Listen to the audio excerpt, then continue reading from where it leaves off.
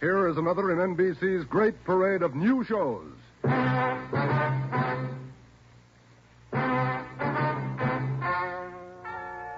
Ladies and gentlemen, the story you are about to hear is true. Only the names have been changed to protect the innocent. NBC brings you Dragnet.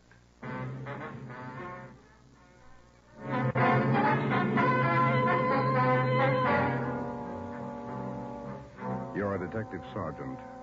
You're assigned to auto theft detail. In 3 months, more than 250 cars have been broken into. Property mounting well into thousands of dollars has been stolen. 2 youthful members of the gang have been apprehended. The all-important brains of the criminal ring, the leaders, are still at large. Your job, get them. Dragnet, the documented drama of an actual crime, investigated and solved by the men who unrelentingly stand watch on the security of your home, your family, and your life. For the next 30 minutes, in cooperation with the Los Angeles Police Department, you will travel step by step on the side of the law through an actual case from official police files. From beginning to end, from crime to punishment, Dragnet is the story of your police force in action. It was Monday, March 2nd. It was cold in Los Angeles. We were working the night shift out of auto theft. My partner's Ben Romero. The boss is Ed Backstrand, chief of detectives. My name's Friday. I was on the way back from the interrogation room, and it was 10:58 p.m. when I got to room 26, chief of detectives' office. Real tough kids, aren't they? Yeah, they won't admit a thing. Now, sit down. Thanks. When'd you pick him up? About 8:30 tonight in the parking lot behind the Star Theater out on Sunset. He was lifting the radio out of a 48 convertible. He's had lots of experience. The report says you picked up a 19-year-old girl with him. She was waiting for the guy in a parked car across the street from the theater. The car was full of loot. The first real break we've had on those auto burglaries in 3 months, and it's no good to us. Neither one of them will talk. They won't even admit they know each other. You run makes on them? Just did. We've been questioning the boy for an hour, getting nowhere. What's his name again? Freeman, Stanley Freeman. Oh, yeah. Age 20. Address? Butte, Montana. Down here for a vacation. He doesn't lie very well, Ed. He's never been to Butte, Montana in his life. Knows less about the town than I do. Well, get to him. Right, Ed. Where'd you put the girl? We had a policewoman take her to our office. We can talk to her when we finish with the boy. Well, what's her story? Hasn't any. She won't even open her mouth. 19 years old, probably needs a good spanking. Now get him to talk. Right.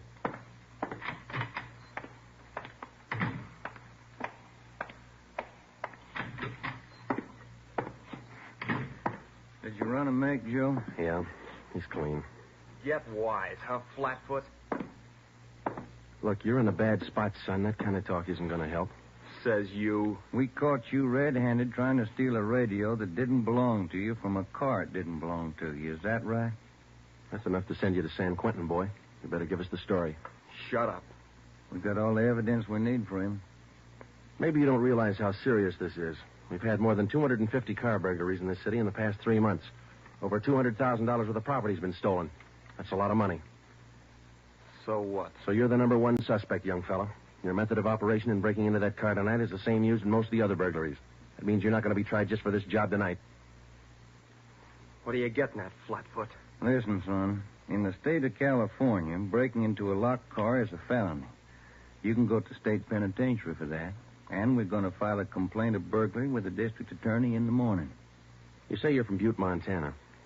All right, I don't believe you, but we'll make sure. Ben, go down to our office and call the news photographers. Stanley here is going to have his picture on the front page of every newspaper in Los Angeles tomorrow. Right, Joe? No. You can't. I won't let you. I got my rights. What's the matter, youngster? Everybody wants his picture in the paper. Yeah, well, I don't. I won't let him. We got your picture already for him, remember? They took it when they fingerprinted you. You can't use it. You can't. I'll get a lawyer. Reporters will be over in a couple of minutes. We have to give them your story and your picture, too. This one. You won't. You won't. Give it to me. All right. Give it to All me. right, Freeman, get your hands off him. Now, sit down. All right. Now let's have it straight. Don't let him use the picture. Don't let him. You can't. You can't. We gotta have the truth, son. Now, look, you're 20 years old. You know right from wrong. You'll have to take your medicine. If you cooperate, we'll do all we can to help. I live out in the Wilshire district. All I wanted was a little extra money. We didn't take much. We didn't think it was so wrong. It was stealing, Freeman. You know that's wrong. Where do you live out there? Piper Avenue. 821 Piper. You won't give him my picture. You live there with your family? Yeah, my mother. Father's dead. Promise me you won't give him the picture. My mother, she'd see it. Promise me. You're working with a gang on those auto burglaries. We know that. Now, who are they? Where are they? And what's the setup? I can't. They get me for it. Who'd get you? I can't tell you. I can't. Who's your girlfriend, Stanley? The one you were with tonight? Joanne. Joanne Miller. Where does she live? Piper Avenue, same as me. Lives on the same block, 866. Is that her home? She live there with her folks? Yeah. Mother and father. They work. And you got her into this. Isn't that the story she gave us, Ben? I did not. I didn't. It was her. She said a bunch of kids were doing it. It was quick money, something to do at night. She started it. All right, Romero. I'll go see the girl. You stay here with Freeman. Right, Joe. Just stay put in that chair for him.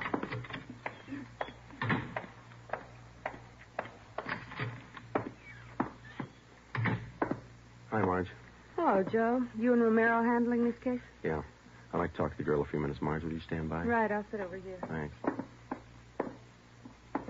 All right, miss. What's your name, age, and address? I told this lady cop 15 minutes ago I'm not saying anything. All right, then we'll tell you. Your name's Joanne Miller. You live at 866 Piper Avenue. You live with your father and mother. Both of them work. You're a liar. That's not me. You're 19 years old. You live on the same block as your boyfriend, Stanley Freeman, and you're the one who got him mixed up in this gang. Isn't that right? No, it's not right. It's not. I didn't do anything. Well, that's only half the story. Freeman told us everything. You want to hear the rest? No. Stan wouldn't tell you. He wouldn't. He told us how you got him mixed up in it. Quick money. That's what you told him, didn't you? No, it was him. I can prove it. The rest of the kids will tell you. He got me in this. Ask them, they'll tell you. It was Stanley and Fred Milford and George Jansen. They started it, all three of them. All right. Will you tell the story to a police stenographer? I'll tell him everything. He's not blaming this on me. Marge, will you go get the stenographer? Right. Now, how many persons in this gang of yours? Oh, about 10 or 12. And it's not my gang either. He got me into this, and now he's trying to lie his way out, blaming me. How long you been doing this, burglarizing cars? Me? Only about 2 weeks. It was supposed to be fun, something to do at night. The rest of them been at it a couple of months. Who's the head of the gang? I told you, it's him, Stanley, and Fred Milford and Jansen, all three. I only started going out with them 2 weeks ago, maybe less. All right, Joanne. Tell it to the stenographer the same way. Stenographer will be in a minute, Joe. Okay, Marge, thanks. Stay with it. Right, Joe.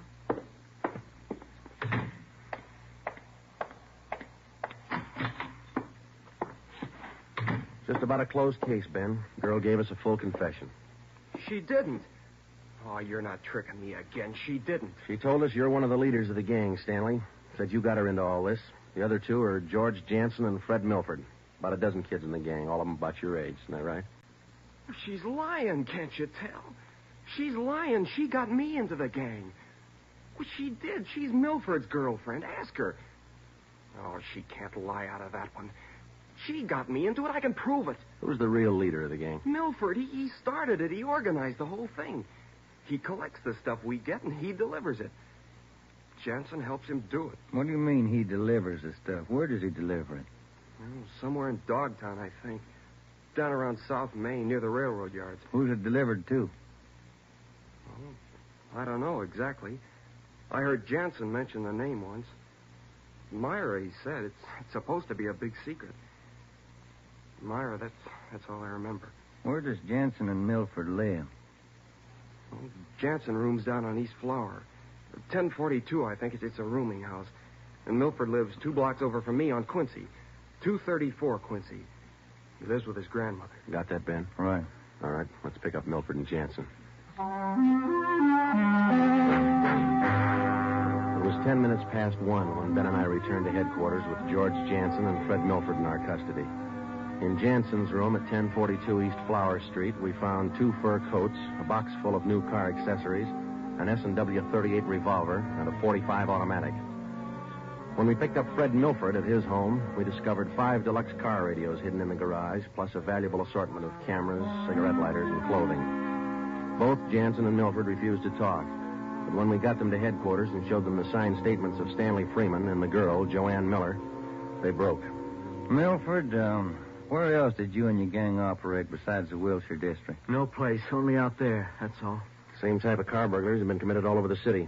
You telling us your gang didn't have a hand in them? It's the truth. Our territory was Wilshire district. We didn't go outside. You mean some other gang's responsible? I don't know. All I know is we didn't have any part of them. Is there another gang, Milford? Maybe, I don't know. You find out. It's none of my business. It is your business, Milford. You admit you and your gang committed 55 jobs in the past 3.5 months. That leaves about 200 jobs to be accounted for. That's right. You figure it out. We have figured it out. I think you and your gang of young thieves pulled every one of those 250 jobs. There isn't any other gang. That's the story the district attorney's going to get. You're crazy. There is. I know there is. Then give us the information and save yourself a lot of trouble. Well, we're not the only ones. That's all I know. Milford, do you know how many years you get for auto burglary? I told you, we're not the only ones. There must be a couple of others besides us. Vince Mahoney, he's got a gang. Where does Mahoney operate? West Hollywood and Beverly. Where does he live? I don't know. Honest, I only met him a couple of times. Where'd you meet him? I don't remember. Where'd you meet him, Milford? Delivery. I met him down at the delivery place a couple of nights. When you delivered the property you stole from cars, is that right? Yeah. Where was that? Down by the railroad yards. Where? Chavez Street. It's a little alley off East Main. Who'd you deliver the stuff to? I told you, her name's Myra. That's all I know. We meet her and some guy on Tuesday nights. We give them the stuff and they pay us off. Mahoney delivers the same night I do. Do you meet her every Tuesday night? Yeah. You're going to meet her this Tuesday, tomorrow night? I don't know. I guess so. Same place? Yeah. Are you the only one she deals with? Sometimes Joanne. Near Joanne. I know what you're thinking. You want to use me to trap Myra. Well, what's it worth? You know better than that. How about it, Milford? Oh, what else can I do? Give me another cigarette. By 3:30 that morning, the signed statements and confessions were piling up fast. Milford gave us a list of the names and addresses of each member in his gang, and within an hour, they were all under questioning at headquarters. Most of the suspects, about 1/3 of them girls, ranged in age from 18 to 21. As they told their individual stories, the scope of the case grew until it covered most of the city. By late afternoon of the next day, Tuesday, March 3rd, 3 more gangs operating in Venice, Bel Air, and North Hollywood had been apprehended. They confessed to more than 175 burglaries from locked cars during the past 3.5 months. At 5 o'clock that afternoon, Ben and I met with Chief Backstrand in his office. How many admissions you have now? Over 50, Ed. Here are the gang leader's statements. What's their story? Well, it's pretty much the same. They all say this woman Myra set up the operation. You mean she got the kids and put them to work burglarizing cars? Well, not exactly. She picked the leaders, contacted them in bars or on the street, asked them if they wanted to pick up some spare money getting auto parts for it. Then she didn't tell them to go out and burglarize cars. Well, not in so many words, Ed, no. After they brought in auto parts for a couple of weeks, she told them to bring her everything they could find, outside the car or inside. Those are the words she used. 5 of the kids dictated those words into their signed confession. Oh, that should hold in court. What else did you get on this woman? Oh, she taught them how to work, told them to wear gloves, all angles. Well, we got most of the small fry. Now, where do we find this Myra woman? Any description on her? Yeah. Kids say she's about 33, 34. Good-looking redhead.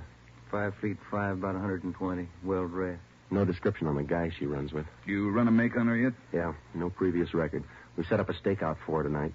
2 of the gang leaders have volunteered to go along, this Milford and Vince Mahoney. Good. Down on Chavez, where she usually meets them? Yeah, that's right. When? 11:15. That's the regular time for the meet, according to the kid. All right, I'll be at home. Call me. I don't want to miss out on this one. When Ben and I left Ed Backstrand's office, we went home for dinner and a few hours' sleep. At 9:30 p.m., we were back at the office. We met the men in the special detail which Backstrand had assigned for the stakeout that night. We briefed them on their duties, and then we got Fred Milford and Vince Mahoney out of their cells. To avoid any possible suspicion of the presence of a trap, we had Milford's permission to use his car in the stakeout. The car which he had said he had driven to the delivery meetings with the woman Myra at least a dozen times before. We arrived at the stakeout area, Chavez Alley in East Main, at 9:58. The meeting was scheduled for 11:15. The moon was out, but the sky was overcast, and there was a cold wind blowing from the east. Hey, what time you got, Sergeant? About 10. Why, Milford? Getting nervous? No, I'm just wondering. How you cops gonna rig this thing? In just a couple of minutes, we're going to plant you two in Milford's car, parked up there in the alley. Now, you stay there until Myra shows up. We'll do the rest. Yeah, I know, but what'll we say? Suppose she asks for some stuff. We ain't got any. You won't need any. You won't have much time for talking. Suppose she wises up. Maybe she'll pull a gun. Maybe. Does she carry one? No, never saw her with one. Don't worry, Milford. We'll make sure you're not in danger. She's got an awful temper, that redhead. Got mad at me once when I squawked at the prices she was paying us for radios. What was she paying you, Mahoney? An 8-tube radio, good shape, $7. She got all the gravy and you got all the grief. You're not kidding. Joe? Are you? Yeah, Steve. What do you got? Well, the men are all staked out, Joe. Got the area covered from every angle. All right. You got an extra man to stay in Milford's car? I'll handle that myself. Fine, thanks. Okay. All set, Joe? Yeah.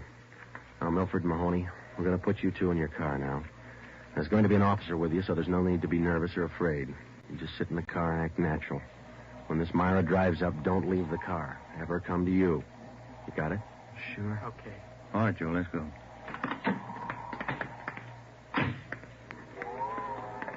Sure is cold out. I don't even have a heater in my car. You stole enough of them.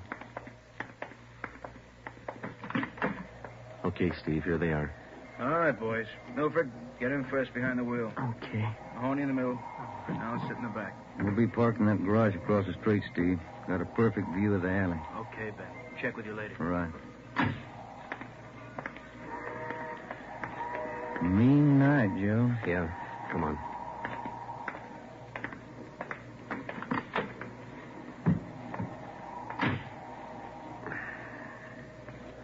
It's cold here in the garage, isn't it? Yeah. And it might be a long wait. What time you got? 6 minutes past 10. Thank you.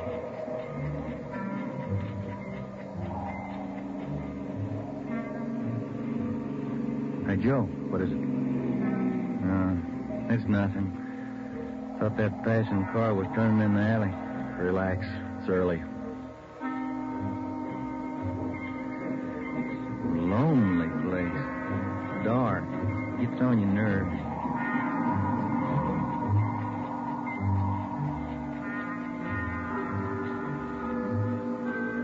That's it, Ben. 11:30. Nothing yet. Somebody might have tipped her off. Yeah, that's what I was afraid of. Well, let's wait it out anyway. Joe, that blue coupe. Yeah, just turned in the alley. Let's go. Come on, run, Ben. Behind you. All right, wait, you fella. Quit your fighting. What'd you get, Steve? Here he is. Just drove up in the coupe. Got out and called Milford Mahoney by their first names. He's in on it. What about the girl? No sign. Kid was the only one in the car. All right. Tell them in the stakeout's off for tonight. Have them report back in. We'll take the kid with us. Okay. All right, young fella, this way. What do you cops think you're doing? I ain't done nothing. Look, sport, we heard that from 54 different kids yesterday. We're tired of that line. Come on. When we got back to the office, we took the boy to the interrogation room and questioned him. He gave his name as Matthew Leiter, age 21. He wouldn't break until Vince Mahoney definitely identified him as a member of his car burglary gang and a special favorite of the red-headed woman they called Myra. Then Leiter copped out and told Ben and I that he had talked with Myra as late as 10 o'clock tonight. He told us that she had heard that the police had picked up some of the gang members, and she asked Leiter to drive down to the Chavez Alley meeting place. He was supposed to tell Milford and Mahoney that the weekly delivery date was off until further notice. We questioned Matthew Leiter for an hour and a half. You told us a little while ago that you talked with this woman, Myra, late tonight. Yeah. Where'd you talk to her? At her home? Her home? Don't be stupid. Nobody knows where she lives. I met her at a bar. Which bar? Julius, down in Santa Monica. How did she contact you? Called me at home. She's not such a bad dame. She treats you right. Sure, that's why you're in jail. Did you ever call her on the phone? I don't know her number. None of the kids do. She's smart. She taught me all I know about the racket. You'll have a rough time getting her. Maybe, but we'll get her. Ben and I left the office at 2 a.m. and went home to bed. We reported in at 8 that morning to head Backstrand. The three of us went down the street to Koken's restaurant for a cup of coffee. Nobody was in a good mood. We had most or all the small fry in the citywide burglary ring, but it seemed we were still a long way from cracking the inner circle. The latter kid said that none of them knows where she lives, what her phone number is, nothing. Pass the sugar, Ed. I think we still have a few angles to study on that score. Right now, I've got some more bad news for you. What's that? You been through your mail this morning? No, not yet. We haven't had a chance. I saw the overnight reports. There were 32 car burglaries last night. 32. All the way from Wilmington to North Hollywood. Now, you figure it. I can't. This girl Myra must have an army of kids working for her. How much did they get, Ed? Any idea? Rough estimate, about $3,000. Usual stuff people are foolish enough to leave in their cars. Watches, cameras, furs, expensive clothes. M.O.'s the same? Like the others. If the car happens to have a rigid handle lock, they slip a piece of pipe over the handle for a lever and break it. If that doesn't work, they pry open the wing window.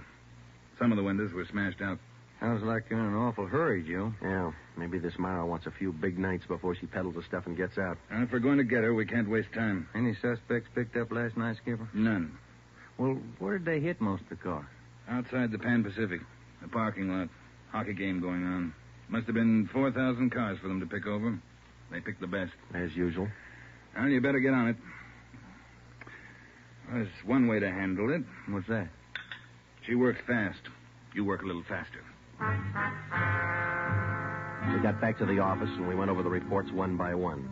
Then we called the young gang members to the interrogation room and questioned them separately and re-questioned them. We got nowhere. Many of them had met Myra on the street, in a bar, but not one of them had any idea where she lived. At least that's what they told us. Ben had a hunch that Matthew Leiter knew more than he was telling. We had him brought to the interrogation room, and all that afternoon until 10 o'clock that night, with interruptions for his meal periods, we talked with Leiter. He would admit nothing more than what he'd already told us. Yeah, it's got me beat, Joe. Yeah. Now let's check with Ed. Good morning, Joe. Ben? Hi, Mike. Skipper in? Just went down the hall for a minute. Be right back. Hold it a minute, will you? Yeah. Chief of Detectives always handing. Yeah. For you, Joe. Oh, thanks. Hello? Yeah. He does? We'll be right over. Oh, with Sergeant Hopkins over at the jail. Oh, yeah? Matthew Leiter's got something to tell us. Says it's important.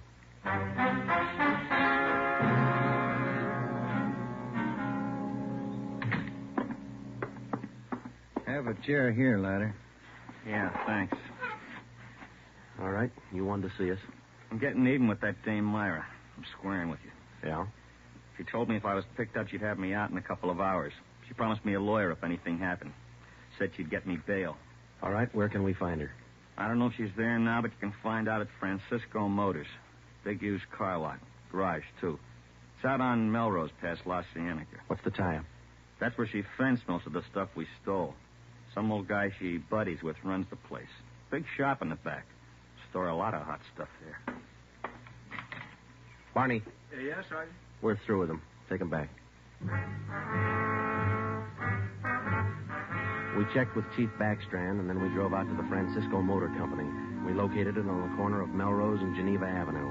It was a big layout. It consisted of a large used car lot sign bannering the slogan, Deluxe Auto Accessories, lowest prices in town. Along the back end of the lot, there was a large L-shaped garage. We found the man in charge, and he gave his name as Paul Hackett, the owner of the car lot. In the garage, we found the entrance to a large back storeroom. It was loaded with thousands of dollars worth of auto radios, spotlights, cratefuls of assorted car accessories. Special closets built into the walls of the garage contain racks of fur coats, suits, dresses.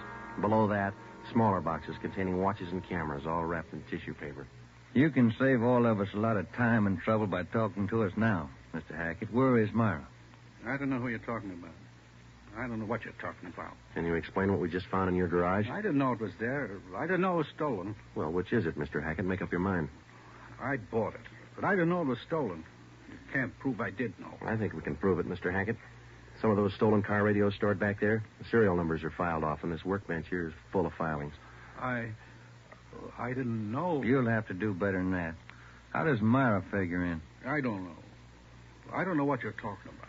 It's all right with us, Hackett. We found the stuff and we got you. If we don't find Myra, you'll be doing time for 2 people. Stand still. You can't. You can't do this to me. I don't know anything about it. Come on, Hackett. We're taking you in.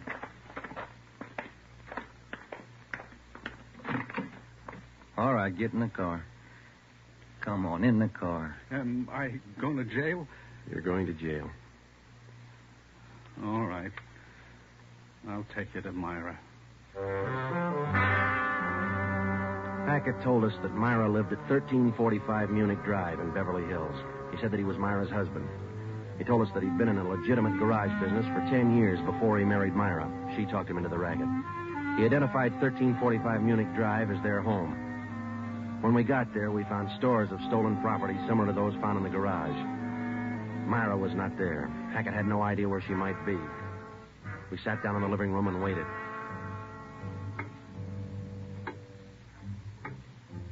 One hour, 2 hours, 3 hours. After 5 hours of waiting, the monotony started to wear on everybody's nerves, especially Hackett's. And the whole thing, it was her idea. I should have known, all hers. She did this to me. I won't take it alone. Where is she? You tell us, Hackett. Told you, I don't know. She couldn't have gone. She didn't know. I'm not going to take this alone. Quiet down. That you, Paul? Thought I heard you talking to some.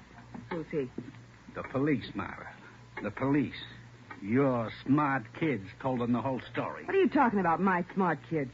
What are these cops doing here in the that's enough. Oh, get your dirty hands off me. Get away. Kids are right, Joe. She got a Who temper. do you think you're... There, that ought to hold you for a while. All right, come on, you two. Let's go. All right, copper. You win. Stupid husbands. How many times did I tell you? Don't trust those kids. Don't store their stuff in the garage. Don't open it for anybody. Get a lawyer. No, you knew better. Dumb jerk. The idea of having those cops camping in the living room waiting for me. Why didn't you warn me? I'm going to divorce you. That's what I'm going to do. I'll stick you for plenty. Jerk. All right, inside you two.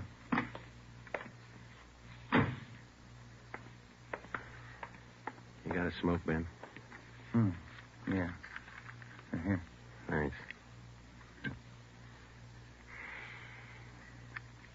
I was just thinking. What? Those kids were right. She's a pretty nice-looking woman. Yeah. Nice face. Beautiful figure. Mm-hmm. Sure talks a lot, though, doesn't she? Yeah. Hey, Joe, remind me to take home some flowers to my wife tonight, will you?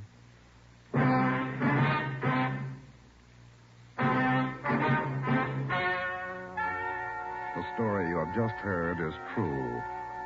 Only the names were changed to protect the innocent. Paul and Myra Hackett were tried and convicted on 7 separate counts of receiving stolen property. They are now serving out their sentences in the state penitentiary. Realizing that most of the young persons involved in the case were influenced by the strong personality of Paul and Myra Hackett, a separate investigation was made into the backgrounds and home life of the young offenders. In most cases, they were found to be basically good, and they were placed on probation and returned to their homes.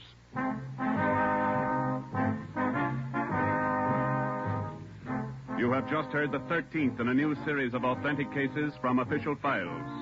Technical advice for Dragnet comes from the office of W.A. Wharton, Acting Chief of Police, Los Angeles Police Department. Tonight's program is dedicated to Detective Harry William Vosper of the Seattle, Washington Police Department, who on the night of July 21st, 1949, gave his life so that yours might be more secure. Dragnet came to you from Los Angeles. And now, an important announcement. Starting this Saturday, September 3rd, Dragnet will be heard at a new time over your NBC station. Consult your local newspaper for the new listening time. And now, speaking in behalf of the producers and the entire cast of Dragnet, we would like to take this opportunity to thank you for your many kind letters of encouragement and approval. Remember, next Saturday for Dragnet, this is NBC, the national broadcasting company.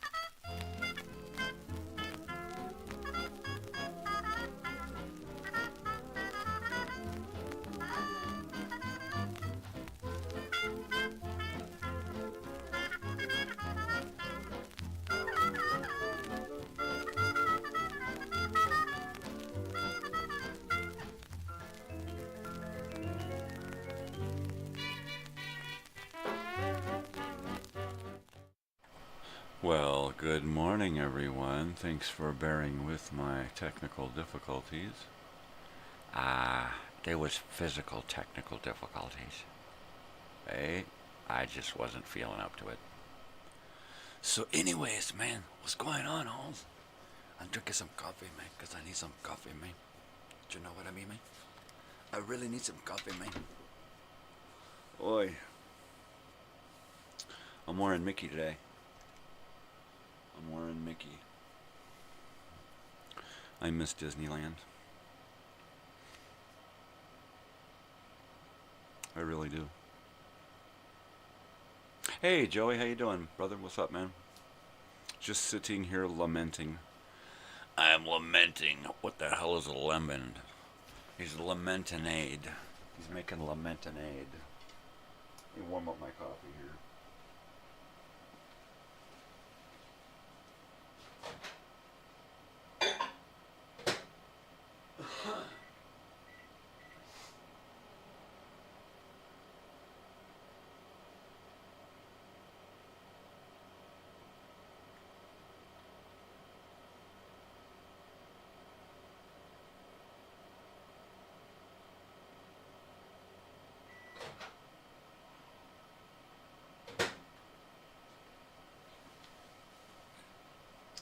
Alright, yeah, I'm back, baby.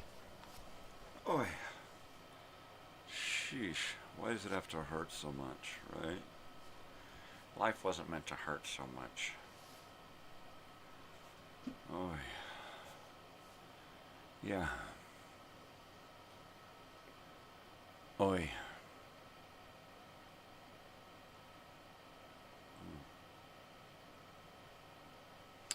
Well, anyway, your trip has been postponed. Oh my goodness. Until when? Oh my goodness gracious. Gracious goodness me.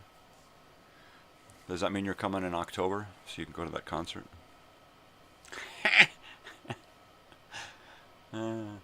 Quit it. Hot. Sweet and hot. Oh yeah, baby.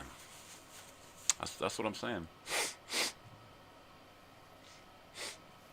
I'm saying sweet and hot. The old trip's postponed, huh?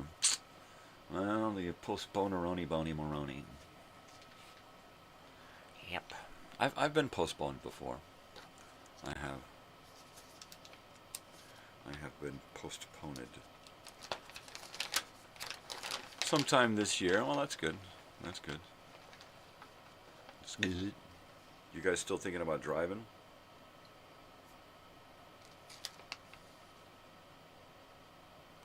Because you'd be like on Route 66 almost the whole way. Totally. Sometime this year. Sometime this year. Shooby-doo-wop-doo-wah, Scooby-dooby-booby. Shooby-doop-nooby, Scooby-dooby-doo. Nah. No driving, huh? Totally. Well, alright. Can you guys fly into, what are you going to fly in Arizona? You're going to fly into Palm Springs there. Yeah. Totally. Unless you're going to take like a bus, but then you need like a month to do the trip, right? You take Greyhound. You could take Amtrak, but then you could only go where there's rails. Really?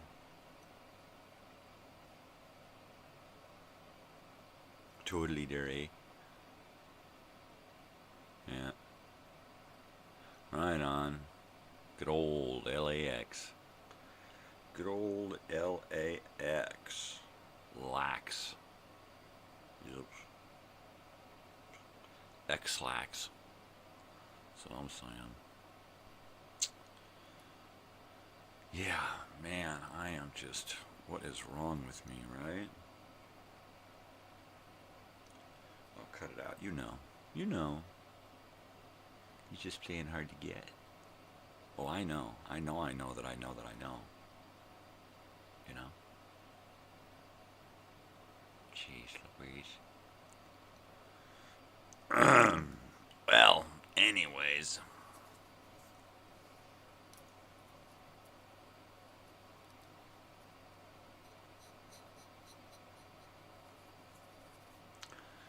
Yeah.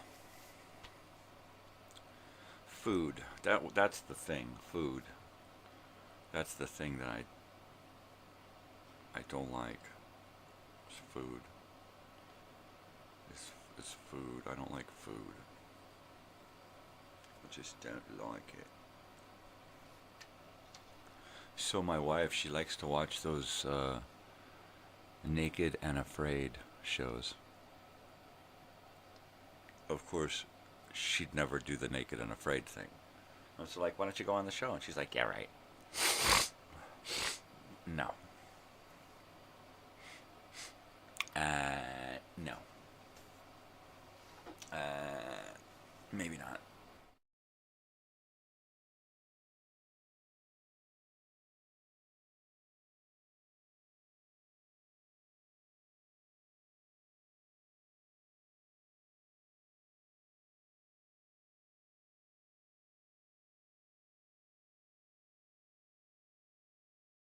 Yeah.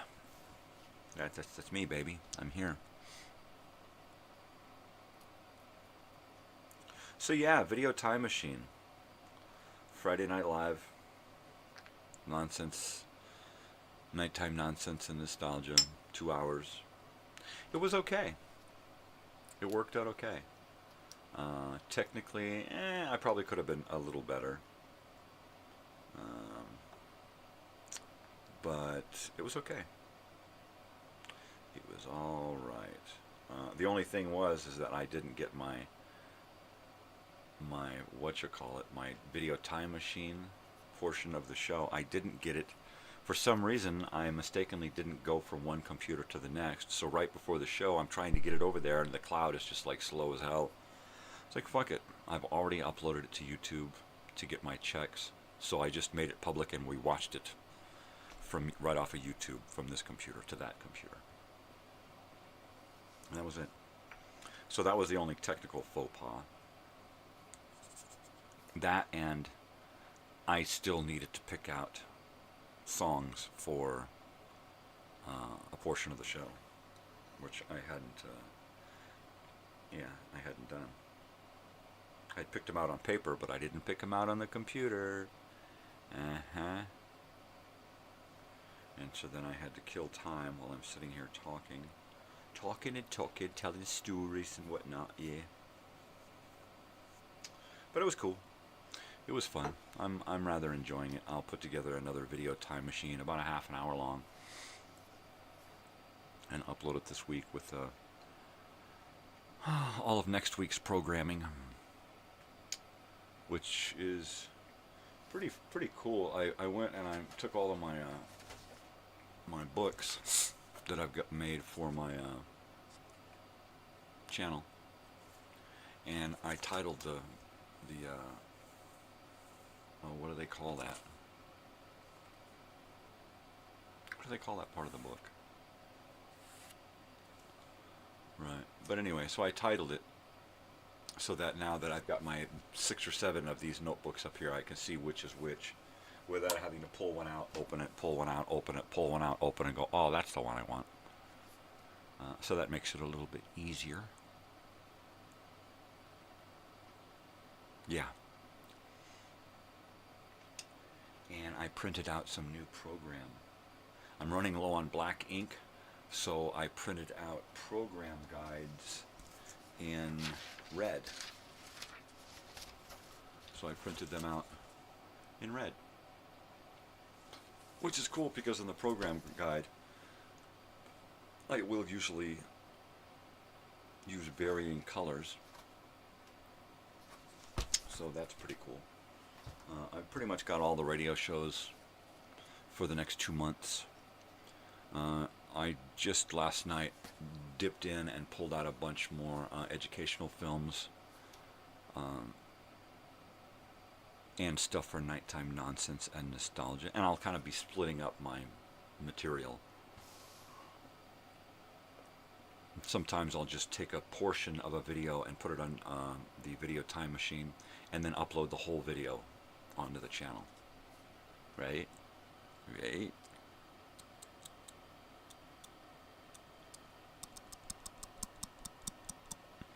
Mis dientes. I gotta use them while I still got them, right? Oh my goodness.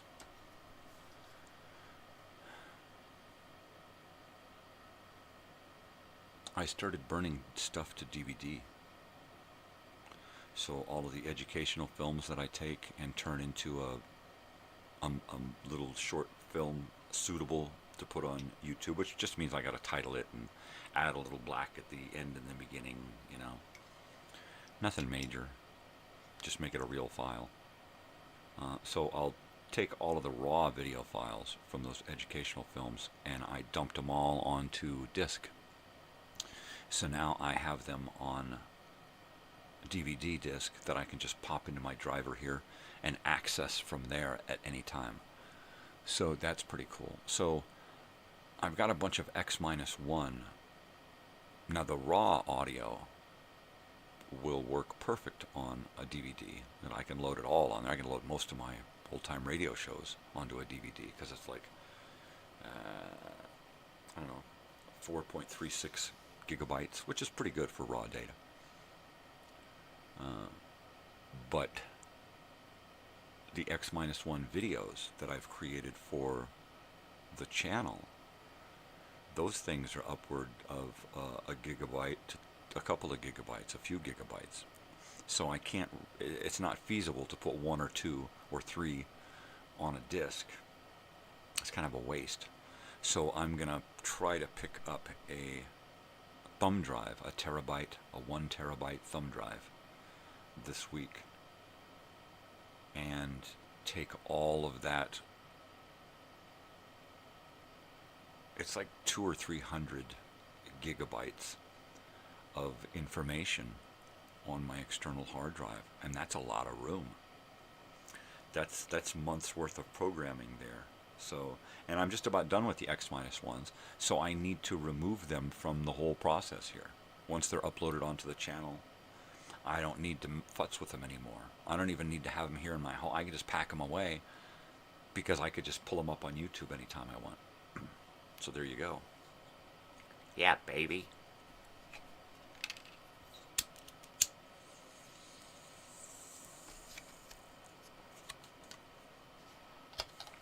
Using a little glass pipe today. I felt like a change. This is one of those little $5 glass pipes you get when you join a dispensary out here. They used to give you little bonus things at the beginning of your membership. And usually it was like little pipes and little pot grinders, and sometimes you get like a gram of weed. A lot of people would go from pot shop to pot shop and sign up, go in, buy a little bit and get their freebies, and then go to the next place, buy a little bit and get their freebies. Yeah. I was never really into doing that kind of stuff, shopping around, you know, getting all the free stuff. I would check out a couple of places. As soon as I found a place that felt really good, I would just stay with that place. For months, sometimes years. I stayed with one place for years. The last delivery place I was with for over a year, maybe 2 years. And it was okay. It was great, good people, good service, that kind of stuff. But they just opened up a dispensary here on the Indian reservation out here in 29. So it's like, well, I'm not driving all the way down there. I don't want it delivered, because when it's delivered, you can't make a physical choice. Do I want this or do I want this? This looks good. This looks, I'll take this, right? I can do that here. I can go in. I can talk to them. I can, once again, have a file so I know what I'm getting. What did I get the last 2 times? Because the last 2 times was crap. What did I get the time before that? That's what I want. Give me that. So that's kind of neat, having a record of what you're getting. Like, well, don't you know that the government can follow all of those records? Like, fuck them. So I give a shit, you know. That used to be the paranoia before, right? You know, that they're going to keep track of what's going on, and everybody's going to have records and files on them and stuff. They already got that fucking shit anyway. Give me a break. I've been in a file since I was a fucking kid. Are you kidding me? Are you kidding me? Jeez Louise. 1973, 72, 73 is when I first got a file, right? I was, 5 years old?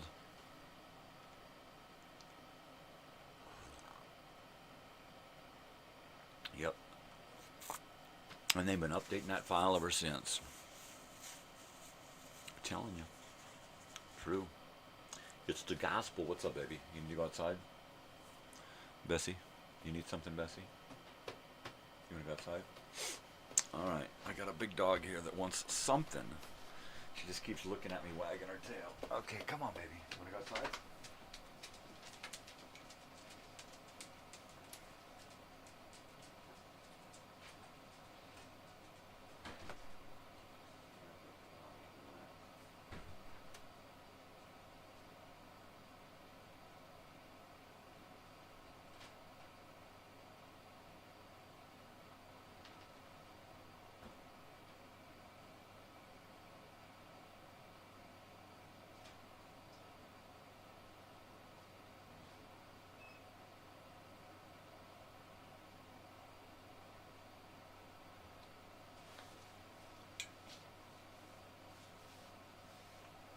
Well, Mickey says hi. Everybody say hi, Mickey. It's Morty.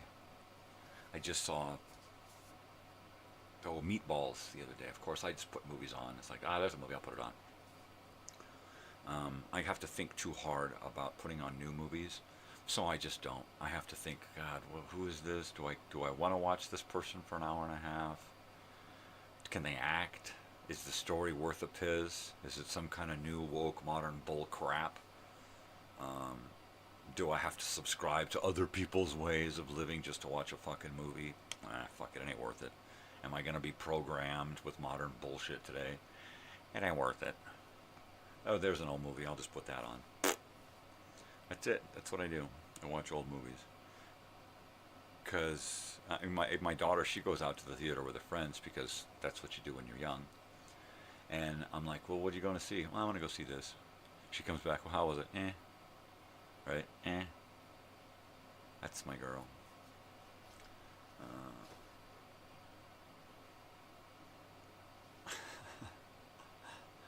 Yeah. That's my girl. How was Beetlejuice? Beetlejuice. Was it better than the first one? Oh, hell no. Yeah, I mean, what's the... they got Betty Boop in there, because she's big right now, so they got to have her pushed up pouty face lips. And Betty who? Betty Boop? Yeah, okay. Wednesday. There you go. That broad. Betty Boop face. Please don't tell me that they're going to do a live action Betty Boop and she's going to be, because I will just shoot myself now. I don't know what her name is. She's all over the place right now. She's in everything. If there's a main female character right now that's young, she has to play it. And I don't understand why. I've seen her. You don't have to watch somebody too long to know that they're not really worth your time. And all I have to do is watch the previews of anything that she's in to know that, well, like most of the actors today, I just got to watch her preview. No, I'm not watching that. That's stupid. That's, no. They got an agenda there. Forget that. Oh, no, I'm not going to do that. That's propaganda bullshit. Oh, no. Yeah. I don't do modern warfare movies. I don't do modern political thriller movies. I don't do young feel-good movie of the year fucking bullshit. No, I don't do that either. In fact, I can only do old movies because that's when they gave a shit about making movies, was like 30, 40 years ago. You get a couple of people around today who still give a shit about making a good movie, and they have to deal with the political bullshit, the climate, the social crap that's going on right now, right? You have to appeal to every single fucking audience member. You can't just make a movie for you because you're a good movie maker, and you know that if you make a good movie for you, the rest of the world will enjoy it. You can't do that anymore. You have to, okay, did I piss off this audience? Did I piss off this demographic? Did I leave these people out? Well, I better include them. We want to be all inclusive, you know. Oh, we didn't do any shaming. Did we shame somebody? Oh my God, rewrite the script. Fucking sad. Fucking sad. Nah, you can keep the bullshit. You know what? No. No. Mm-mm.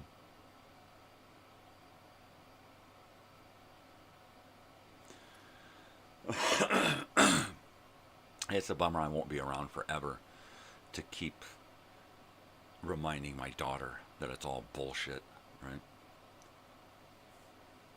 So I just have to make sure that she knows enough herself to be able to pick out the bullshit, right? Like she's, I'm like the anti-gullibility league, right? I'm constantly throwing stuff at her, and she has to instantly decide, is it real or is he just bullshitting me, right? Did you make that word up? And so I'll throw shit at her, and she won't know. She'll have to question it, because she won't know. She can't just take it at face value, right? Question it. You know, I'll throw a word at her, and she'll say, you're just making shit up. Yeah, I'm just making shit up. Look, here's the word. You son of a... Yeah. I'm just making shit up. You're right. I'm just faking. It's not really there. It doesn't really exist. But if I say it, it's real. If I say it, it's a word. She's like,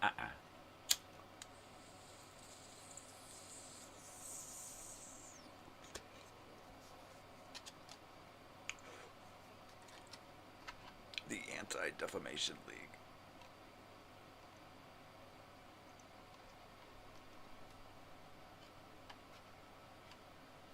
Ooh.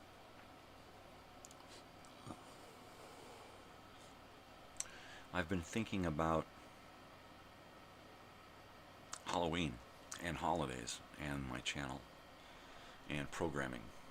And so I'm trying to work something out where I can mix in a little bit of Halloween, a little bit of Halloweeny into the program. The old-time radio shows will pretty much go along and continue as normal. Most of the shows are kind of have a Halloween haunted, spooky feel anyway. You know, Dimension X or X-1 and Inner Sanctum and Suspense and that kind of stuff. So I think I'm good with that. I will try to find some educational films that have to do with Halloween, like Halloween safety, Halloween night rules, you know, that kind of stuff. Add some new elements to my programming and the programming guide. That should be fun. Coffee. And there's Sam. I left the doors ajar so he could just do what he wants. What's up, Sam? Have you decided what you want to do this morning, Samuel? Are you well, Samuel? Hi. Good morning. Squinty eyes. My gosh, you're so adorable. You want to sit up here with me? You want to go to bed? You can go back to bed with Mom, or you can go with Natalia. What do you want to do? You're just adorable. I know you'd sit with me, but you're still sleepy. You're so good boy. You're such a good boy. Hi. Hi.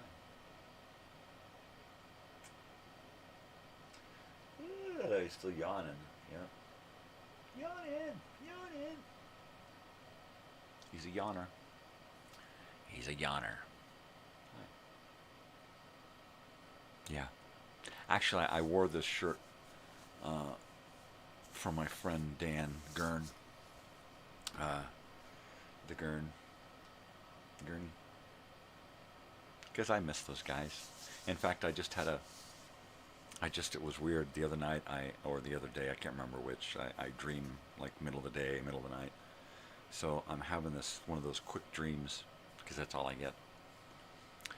And I'm walking somewhere, and somebody passes me by, and I see this lady's face, and I'm like, I stop, and I pause, and I turn around, and the lady had stopped and was turning and looking at me, and I realized that it was my friend Dan's wife, Laura, somebody who I thought I would never recognize out in public, right? Because I don't know her all that well,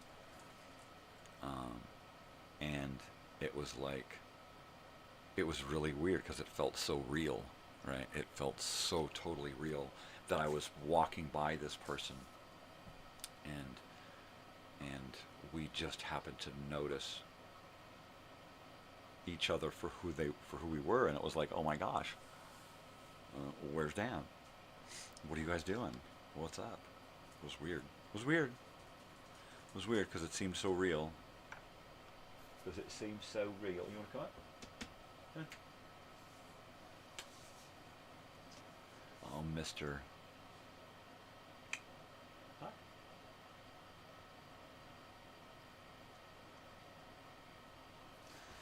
You want to come up, or do you want to go back to bed? You want to go back to bed.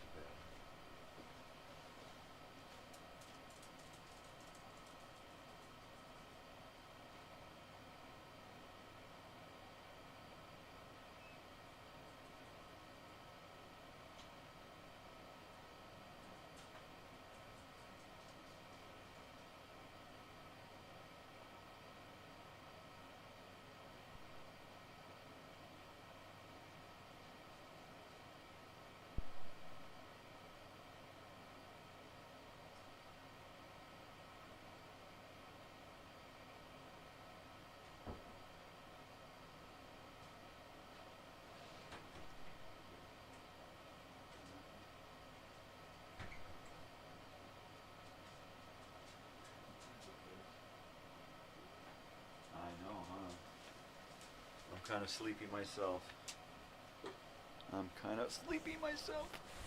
Sleepy myself. Oy.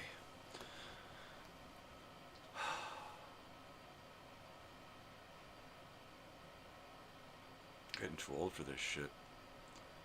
Getting too old to shake my booty anymore. Shake your booty. Shake your booty. Shaking your booty. Yeah. Boy. Hello, big face. How are you, big face? You funny dog. You're a funny dog. What are you doing? You're just looking at me wagging your tail. I don't know what that means. Ha ha ha ha. There you are. Hi, big dog. Come here. There's that paw. How you doing? There's that paw. How you doing? We'll just hold hands here. We'll just hold hands. We'll just hold hands. Oh. Good morning. Good morning. You just want to hold hands? Okay. So, hi, how are you? Oh, you're just such a cutie. You're just such a cute big dog.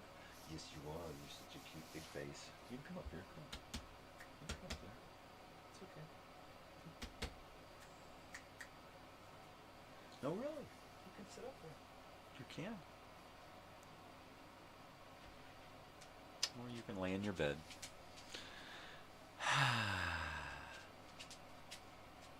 There you go. Good girl. Good girl. You can get up there. Come on. There you go. There you go. Big dog. Boy. Okay. All of the dogs are now situated again.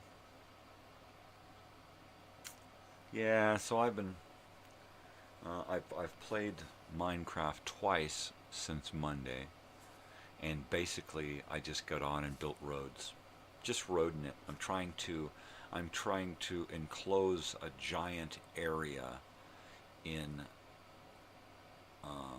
roads, just kind of encircle it in roads so that I can then explore the area. And it's about, I don't know, I think it's about 800 to 1,000 cubes. I'm going to say yards, right? I'm going to say that each one of those cubes in Minecraft equals about 3 feet a yard. So I'm going to say about 800 to 1,000 yards this way, east to west, by about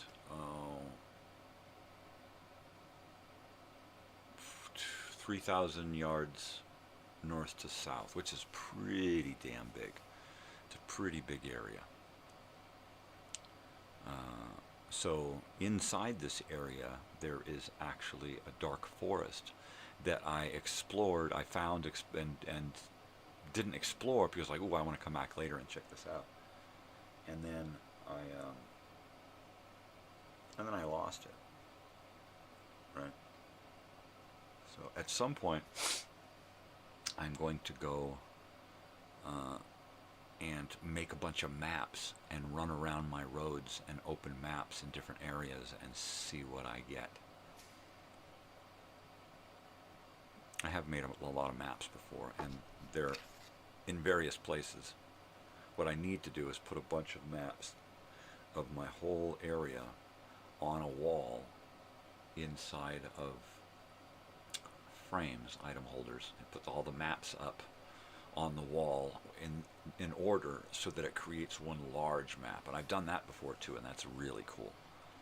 But I really need to do it with this world. That's cold.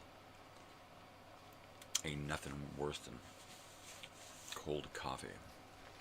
Unless it's that like salted caramel cold coffee, then it's like, it tastes like cold sweat. Yeah. Yeah.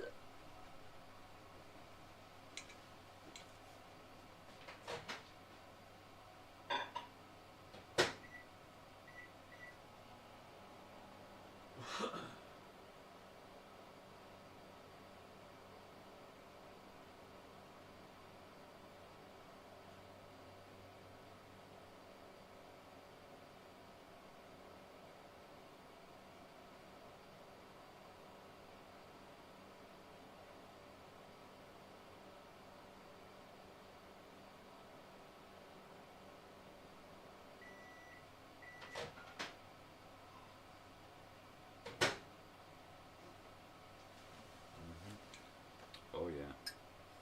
Let me move my baby face around over here. Hi, baby. I'm just gonna move you over here, and then I can see a little better. Hi. There we go. No wedgie, no wedgie. Hi. That's a good girl. That's a good girl. Yeah. Big face. Big face doggy. Good girl. Yeah, she's a good baby. She's a good girl. She's a good girl. Okay. Oh, man. Oh, man.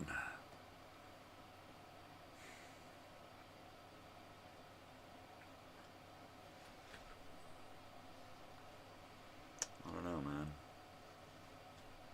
There used to be days in my life where I would feel like I could just live forever. Right? Those days have been a long time ago, but lately it's like, man, I don't know how much longer I can do this.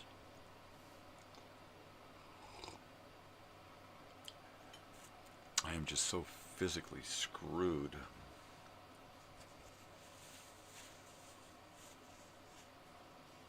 Pain. It's all good, man, you know. I mean, I didn't ask to be here, but I'm just, you know, doing what I can with what I got, baby. Oh, yeah, baby. I'm gonna keep going until the clock runs out. right? Punch that card one last time and say, ka-ta-ka-tow.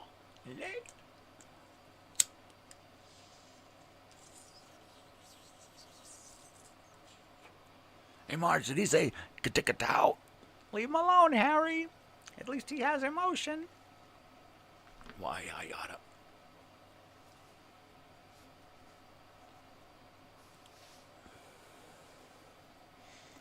Yeah. So I try this here. I try to put something on this picture here, which is right next to me. But I try to put stuff here that don't just mean stuff to the show, but mean stuff to me and means something, and kind of there's a lot here to represent a lot of different people. So if you look closely at this picture, you can see a lot of stuff going on, and you can probably find yourself there if you've known me for, if you knew me back in the 80s, then you're probably here in some fashion. You're probably represented here. And if not now, at some point, these items kind of get switched out. And yeah, you could be there in some fashion. There's a little something there for everybody. A little something. In fact, if you look up on that shelf next to that movie camera, there's another little thing there that I put, kind of like my shirt, that represents my hello to my friend Dan. So there's that. Howdy. Hey, hi, howdy. Oh, yeah. I used to drink a lot of coffee with him. I don't recall if he drank coffee.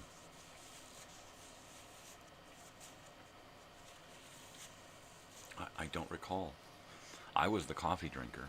I drank coffee all day long. I think he had a little in the mornings. I think he was like a little morning drinker. He would have a little cup. I would have a big cup all day long. Yeah. Gosh. Now, I used to enjoy going to Disneyland and having a cup of coffee there. Anytime, day or night. Go get a nice, big, tall cup of coffee.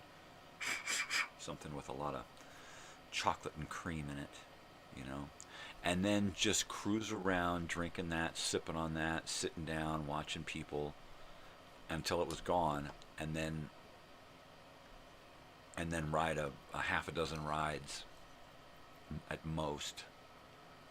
Sometimes only one, sometimes none. Sometimes I would just drive all the way up there just to have a cup of coffee and then go home. It's an hour drive up the 5.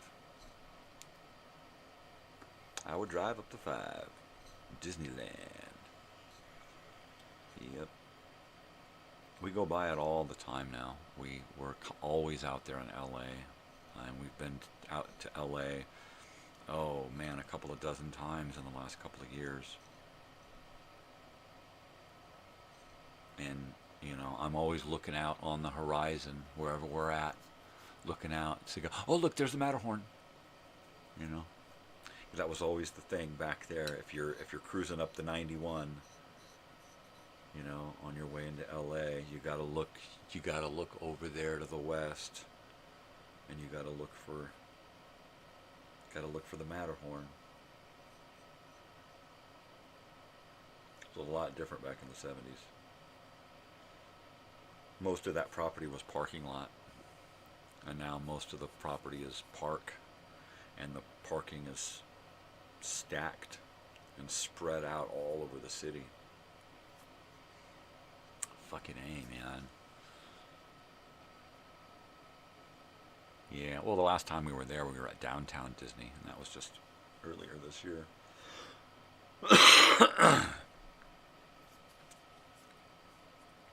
But, whatever you say about Disney Corporation and all of their bullshit and their hypersexualization of children and all of that crap, it really falls upon the parents to deal with that. And if you got a problem with Disney, then don't let your kids watch Disney. And if you're going to let your kids watch Disney, you better well be in control of what they're thinking when they're watching the shit, right? So you can scream up and down, oh my God, he likes Disney, but it has nothing to do with Disney. It has to do with you as a parent, right? You can put that evil on anyone. You can put the face of evil on anyone. Disney, president, doctors,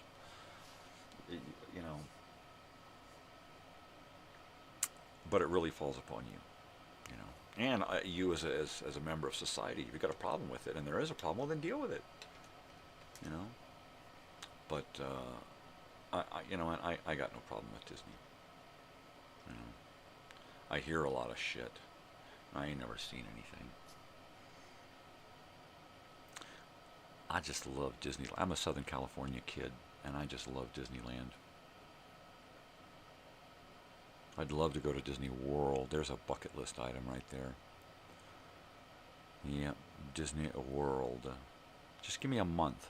That's all I want. All I want is a month at Disney World while I can still move, while I can still drag my ass around. That's all I want. That's it.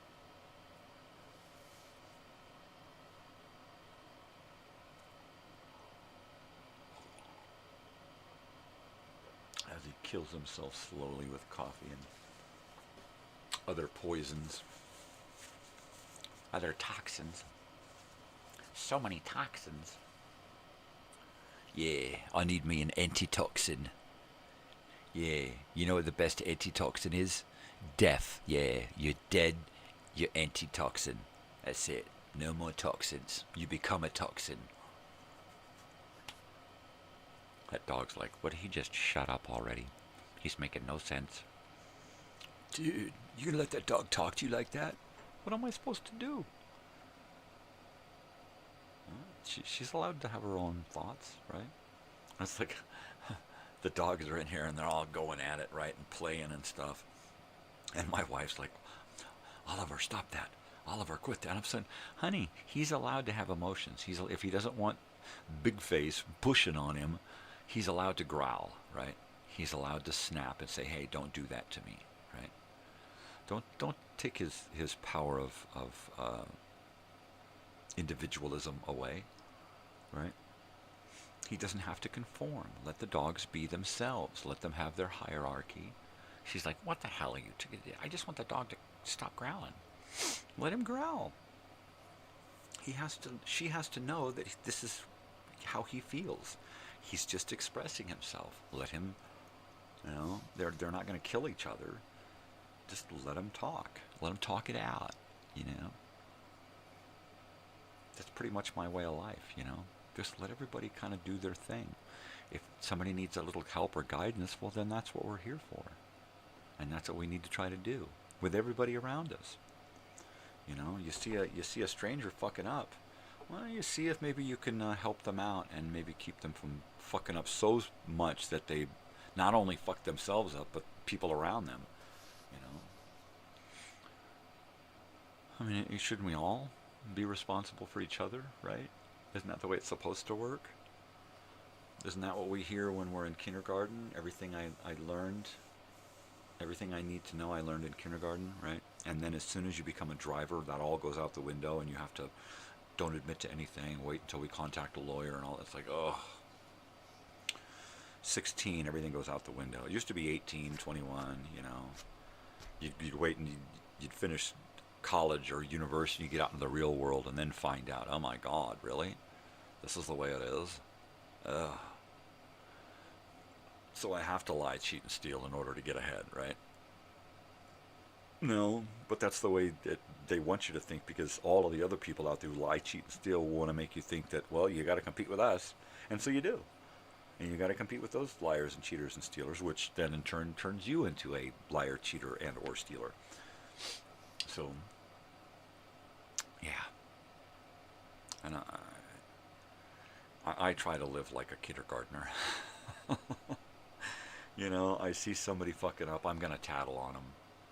You know, I mean, that's just the way it is. If I see somebody who needs help, I'm going to help them. If I see somebody who's hurt, I'm going to try to fix their boo-boo. You know, I mean, if I see somebody who's hungry, I'll give them half of my peanut butter and jelly sandwich. You know, here. You know, here, like Leroy. Or Leon, whatever is Leroy.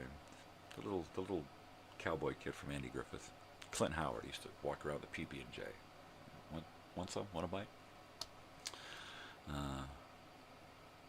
So yeah, I try to be like that. I just try to be as least an anti-toxic, at least a toxic. I'm trying to be as least toxic human as possible. Is that it? The least toxic human as possible, and the most helpful human that I can muster up. That's it. It doesn't take much, right? It takes a lot out of me because I just ain't got much left, but the average person, it doesn't take much to do that, you know? To always keep yourself first, but quite often put yourself second to others. Strangers sometimes, right? If you pull up to a four-way stop and you know that that person next to you is supposed to go next, or nobody can make up their mind, well, then just sit there and be patient and let them deal with it, right? Something like that. Just, you know, just be cool. Let somebody else have that opportunity, you know.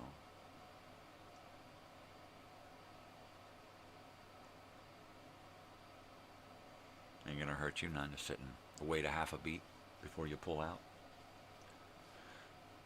What does this have to do with the price of tea in China?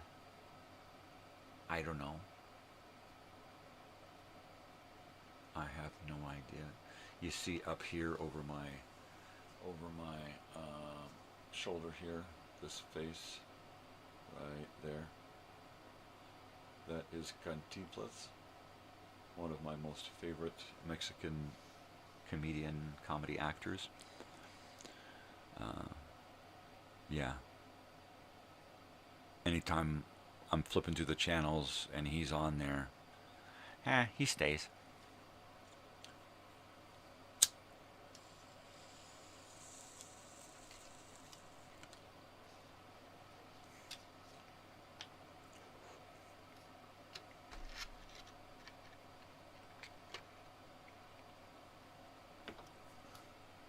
So let's see, my daughter should be getting up soon. She's got school today.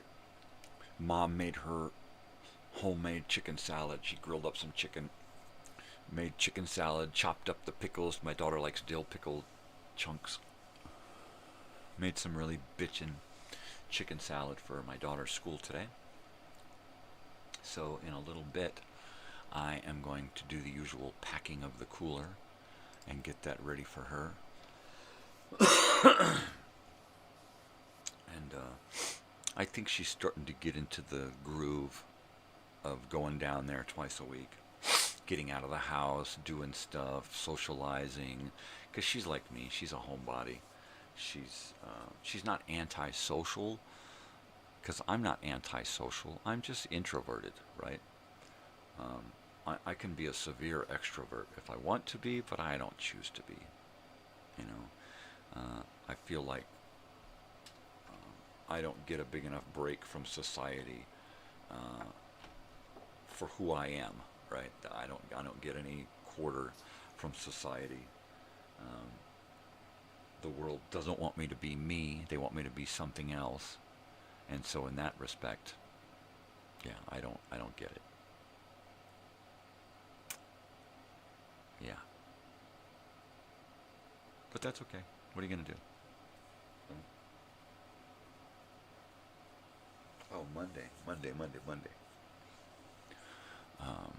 Minecrafting tonight. I'm going to actually have to get on as soon as my daughter wakes up and they book. I'm going to have to get that game and bring it in here and hook it up and finish the road. I've got a road going east to west and a road going south to north, and I need these roads to meet up at some point, and then the area in between all of these roads is the area that's going to be explored. And the reason I do this is so that A, I don't get lost because I'm not using a map. I am using a compass, so I can just direct myself back toward an area.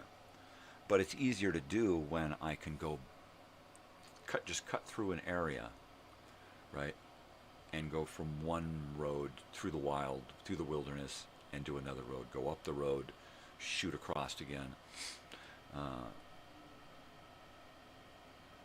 At some point halfway between, right down through the middle of this big, giant open area, I will probably cut a road through. And then at some point, roads in between those roads. And kind of, it'll get developed. I hear dogs clickety-clacking. Dogs are starting to wake up. That means my daughter's waking up. 6 o'clock. Yeah, she's got an hour and a half, so this is her wake-up time.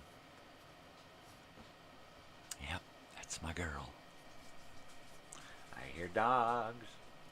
Scooby-Doo-wop-doo-wop. Shooby-dooby-dooby-doo.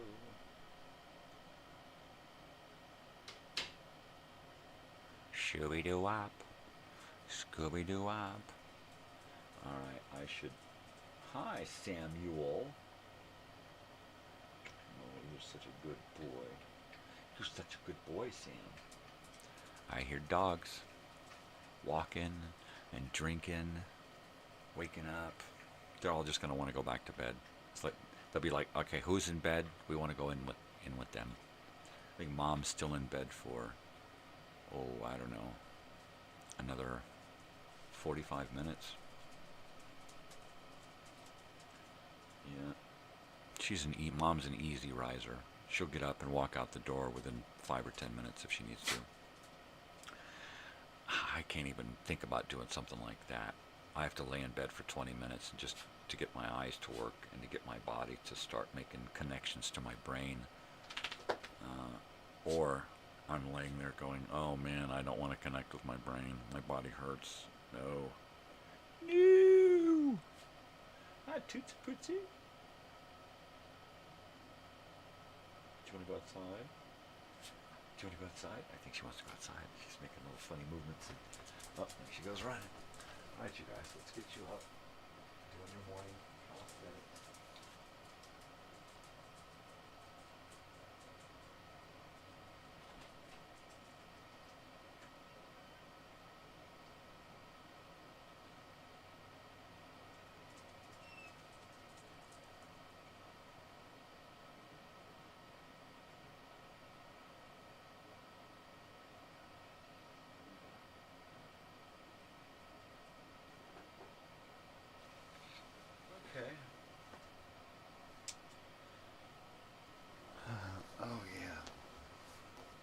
I've been listening to a lot of music from all over. I do 20s and 30s music on my show, so I listen to that at least once a week. At least once a week. I listen to 70s and 80s stuff when I'm out in the car and at home on the stereo. On the TV, I'll put on the music channels and I'll listen to the 70s and the 60s. I really like that 60s doo-wop stuff. I grew up on that shit. My father played that shit in the house all the time.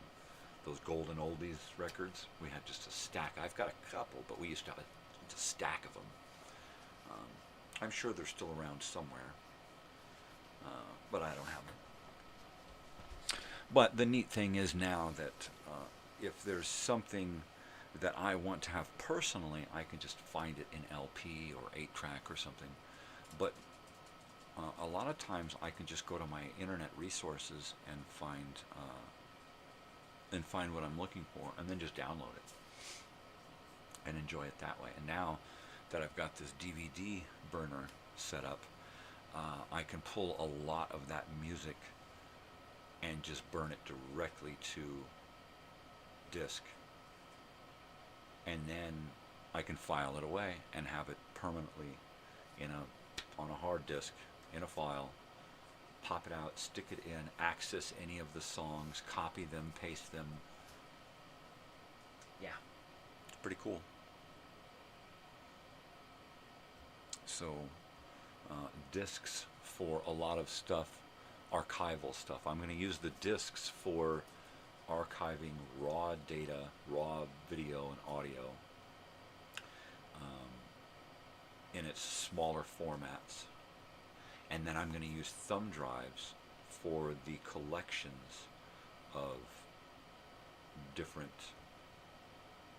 files from the channel. So I'll do a thumb drive, one thumb drive that just has X-1.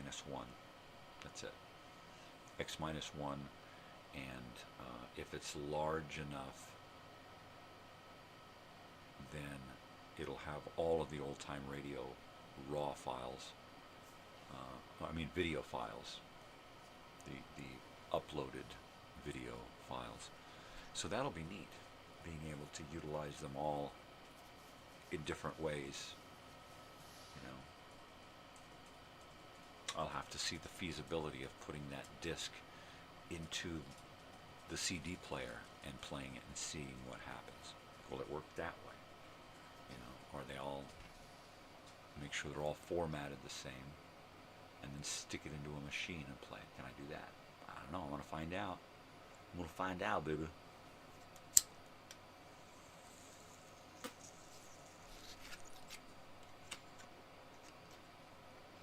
All right. I think I can close the door now.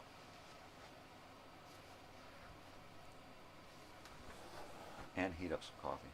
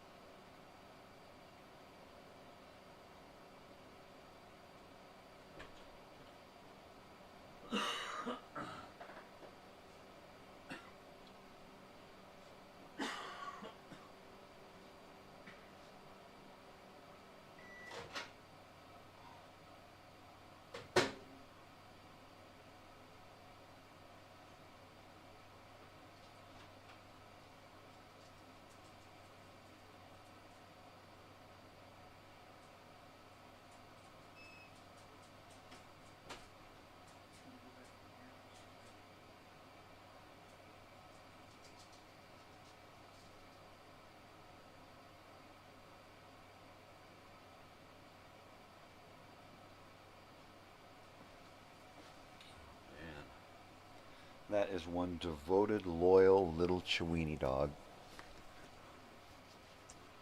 From the moment I scooped her up on my father's property and put her in my daughter's arms, she has been attached to my daughter. She belongs to my daughter. That's all there is to it. Just like this dog here attached herself to me. She's my dog. I got no choice. She adopted me. It's hilarious. And it's like they have their stations. It's like this one follows me around. If I'm at home, she's next to me. The other one follows my daughter around. If she's at home, she's wondering what's going on. Where's Natalie? And then if one of us is not in the picture at the moment, they sit together, right? In fact, Tootsie just jumped in here the other day and just jumped up right up on top of her and just laid herself where she does normally. That's her normal place, is to lay right on top of this big dog. When I first met them, they were double stacked. Little one on top, next to a bird under a blanket. A little bird. My brother had the bird for the longest time. It just passed away, I believe. But a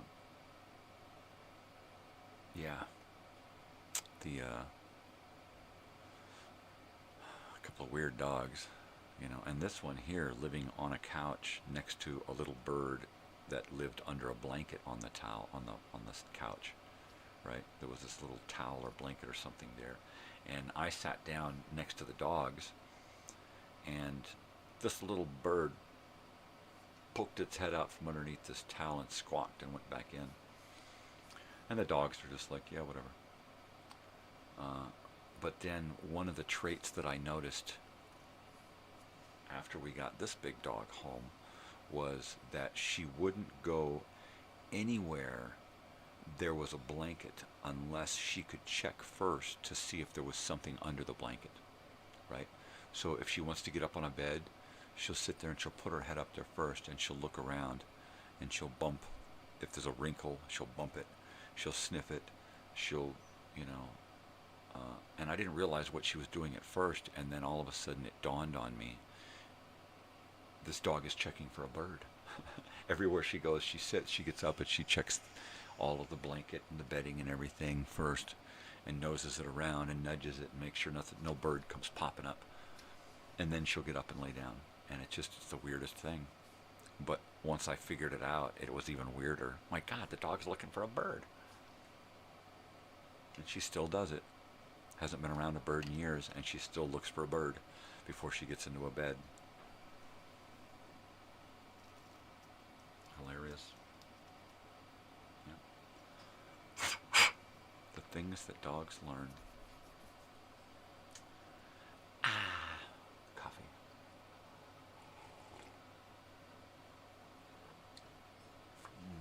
Yeah, I almost didn't play my opening credits this morning because I was having physical technical difficulties. Right before I was just like the radio show Dragnet was finishing up, and I was just about ready to go on. I was like, uh-oh. Everybody leave the room. No, so I had to go, run. I had to go run. And then, because I couldn't sit here and do a show. Not feeling like that.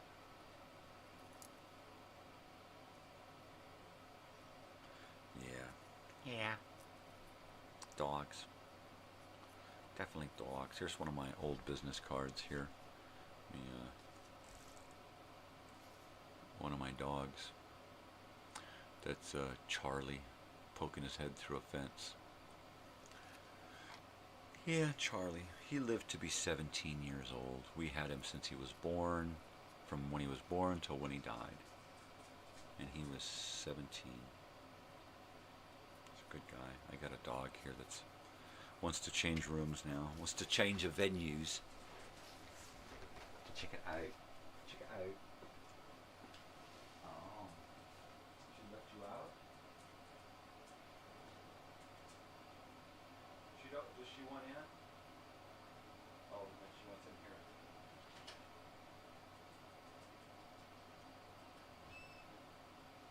I thought she wanted to change venues. Right. I thought so. Yeah. She wanted out because she wants to get with the other dogs in the other room with my wife. You know. Took me a little while to explain to my wife that, you know what, they're just doing, the little dogs, they're just doing exactly what they were bred for thousands of years ago. By jumping up into bed with you. That's what they were made for, you know. Before we had heaters, we had dogs in bed with us. We had big, giant animal skin blankets, and underneath the animal skin blankets or on top, we would have little dogs. Big dogs, little dogs, whatever. We would have dogs in bed with us as humans, man's best friend, to keep us warm. To warn us of predators, to keep things from crawling into bed with us in the middle of the night. Yeah. And that's where the term 3-dog night comes from. You know, when it's so cold, you have to have, you know, a dog on either side of you and then a dog at your feet because it's so cold. And there's that. But those dogs, they do their job well. They do. Winter's coming, and she'll be like, all right, give me a couple of dogs. Where's my dogs? I'm going to bed, I need some dogs.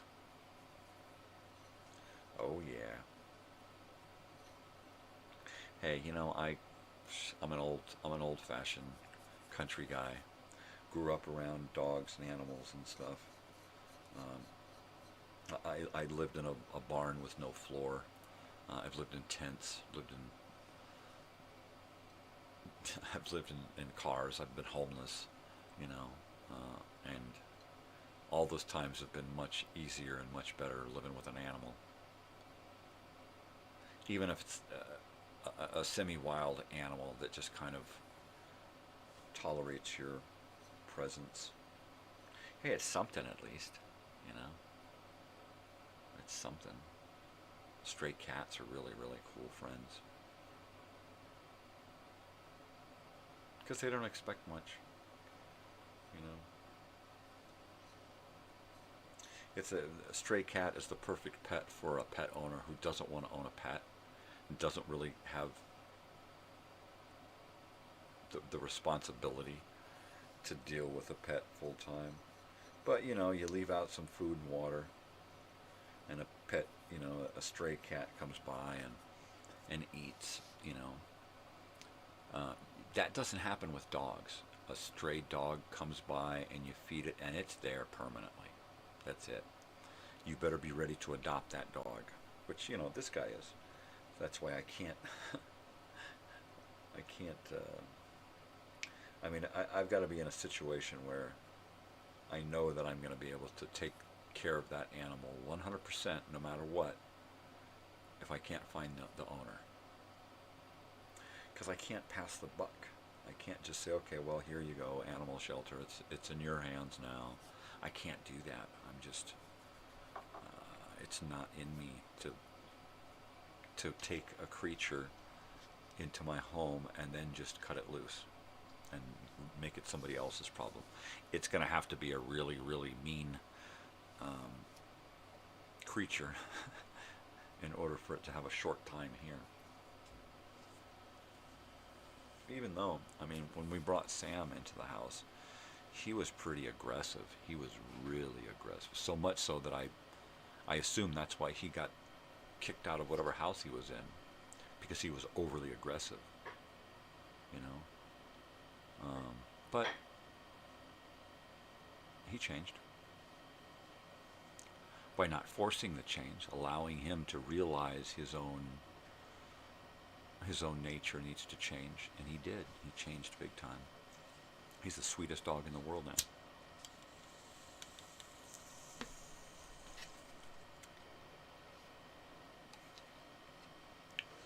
Totally. All right. I'm going to take a break. Warm up my coffee. Pack a cooler. Yeah.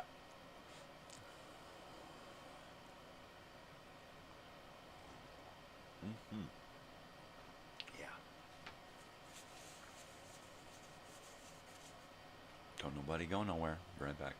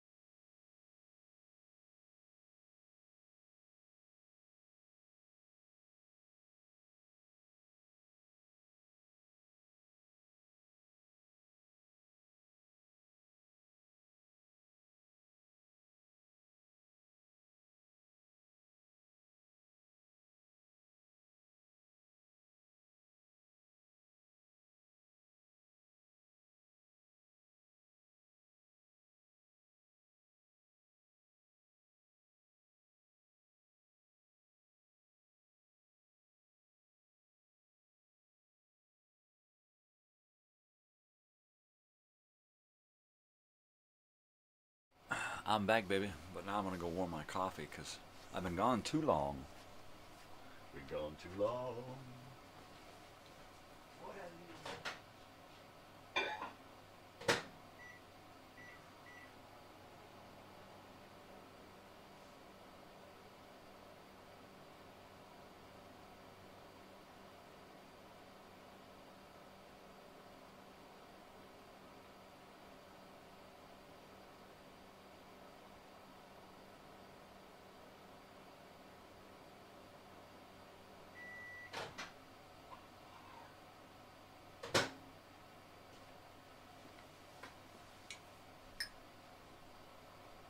Ooh. It was windy as hell last night. To get outside and see if there's any damages. Any damages, right? Alright, so where were we? I don't freaking remember. Not that it matters. But Minecraft. I think I was at Minecrafting. Yeah, I'm gonna have to mark down some roads. Mark down some new roads. And try to figure out what each one of these squares on my map is going to represent. Because it's not to scale, but still. 500.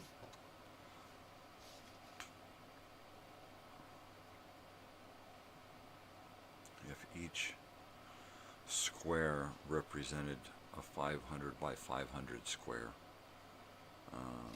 500, 1,000, 2,000, 2,500. Yeah, that might work. That might work because the roads are pretty spread out. So that'd probably work. My daughter's having avocado toast. Makes me jealous because I can't eat that kind of stuff this early. I can't eat anything early except for that stupid cereal bar. Doesn't that suck? I got a hell of a distance to travel. I still got 1,000 yards to go. What's that? Half a mile? I don't know what the hell's a mile.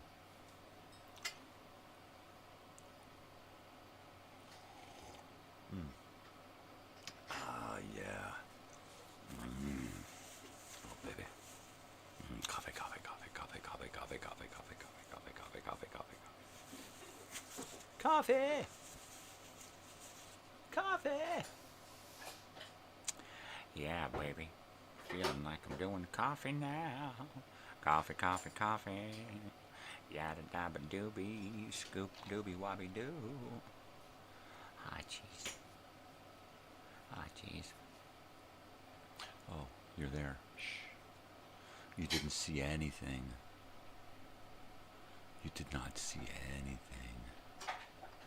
There. Oh, OCD. To get it straight. To get it as straight as possible. There. There you are.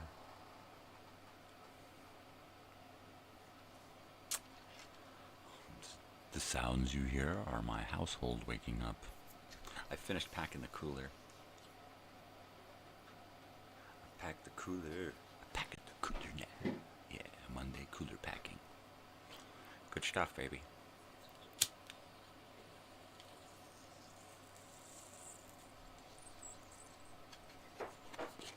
I can pack a cooler, man. I'm the cooler packing master. I mastered the cooler packing.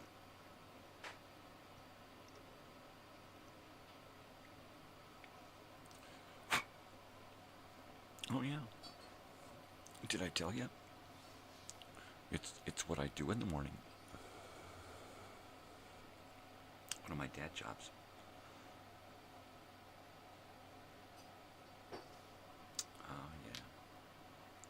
Oh yeah, baby.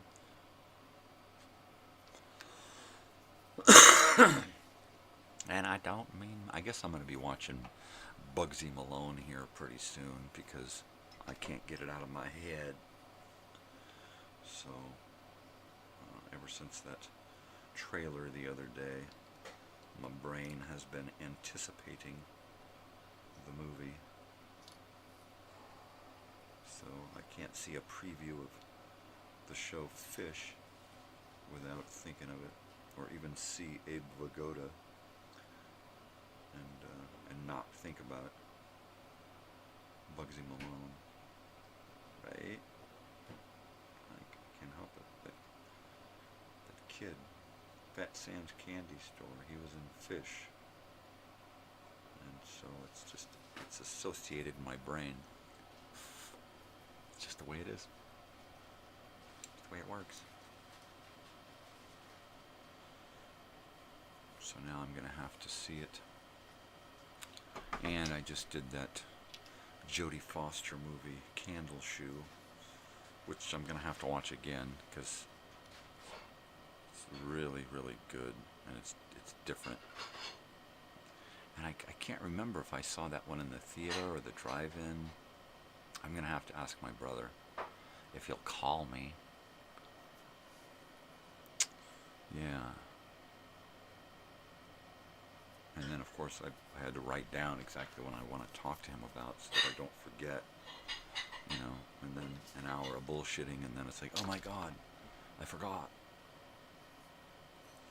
So, yeah. Totally, man. Man, I love those sounds, kitchen sounds. It sounds so good on recording, you know. Like the sound of dishes and silverware clanging, and the murmuring. You hear steam sizzling. Oh, sizzling is a good one. That's a good. I should put together a track of sound effects. That's like a morning soundtrack, right? That'd be cool. Every once in a while, you hear bacon sizzling.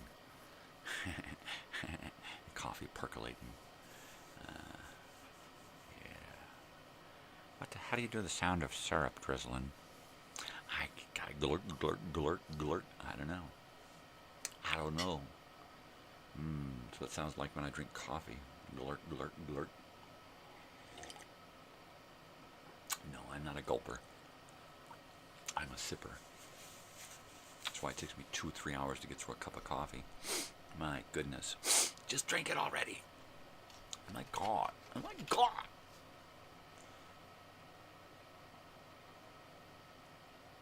Is that a cup of coffee or an IV bag? Guys got it all day.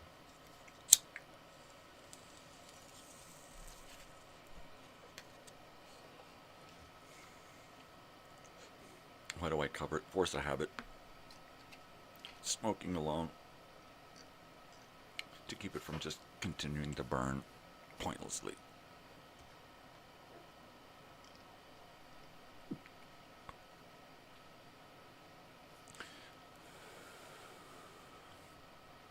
Sometime this year,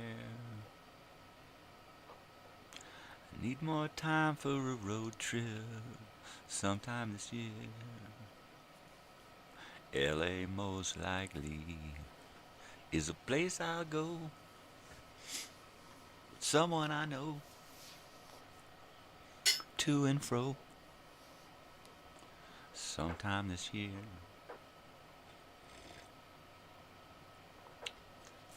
We'll get together and say hi. Sometime this year. Yeah. Lyrics by Joey. It was a collaboration. Oi. I wish I had the energy and the drive to pick up the guitar.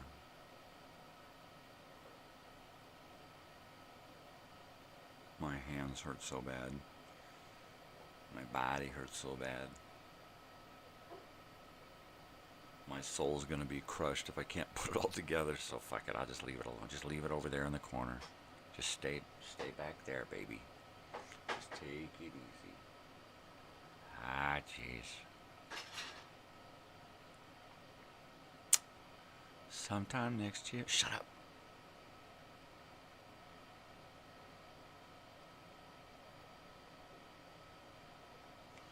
Yeah. Oh, wow. Hi.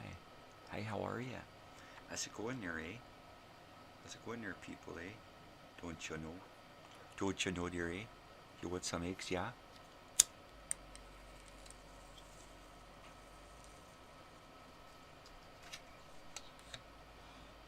I hear a vehicle out there.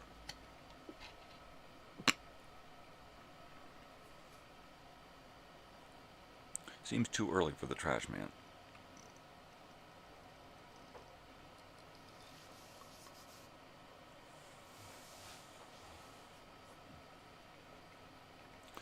Alright, so my post-its are piling up over here.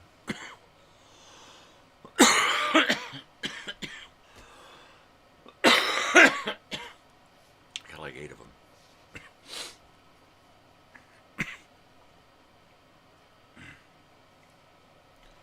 Memory. Okay, well this one's done. I printed out the program guides and read. I freed up some memory on this computer. I don't know what to do about that one. And I've contemplated X-1 to disk. That's not going to work.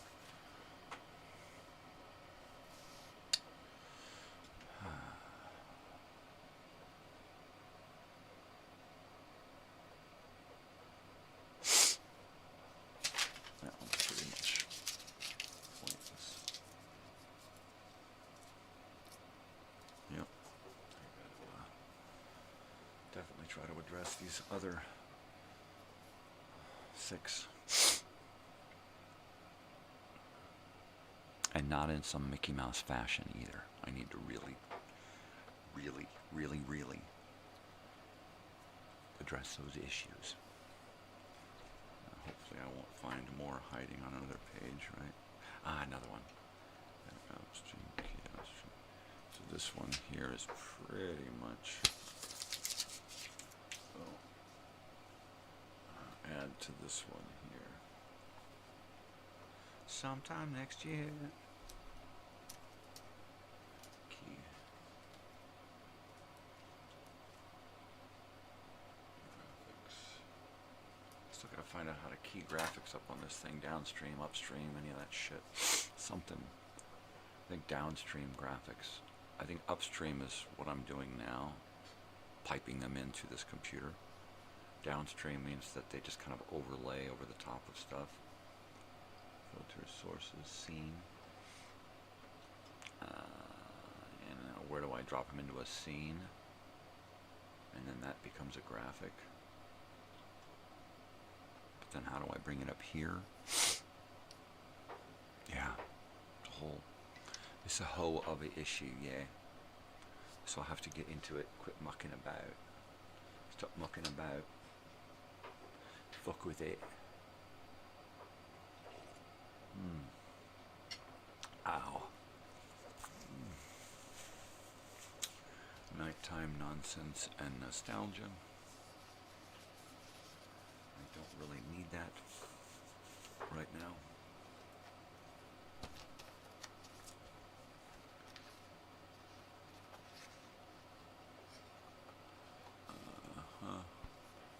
That's that one there. Oh, there we go. Holy. I've got a moly in me holy. I've got a holy in me moly. Yeah, I can stick these in there until we need them.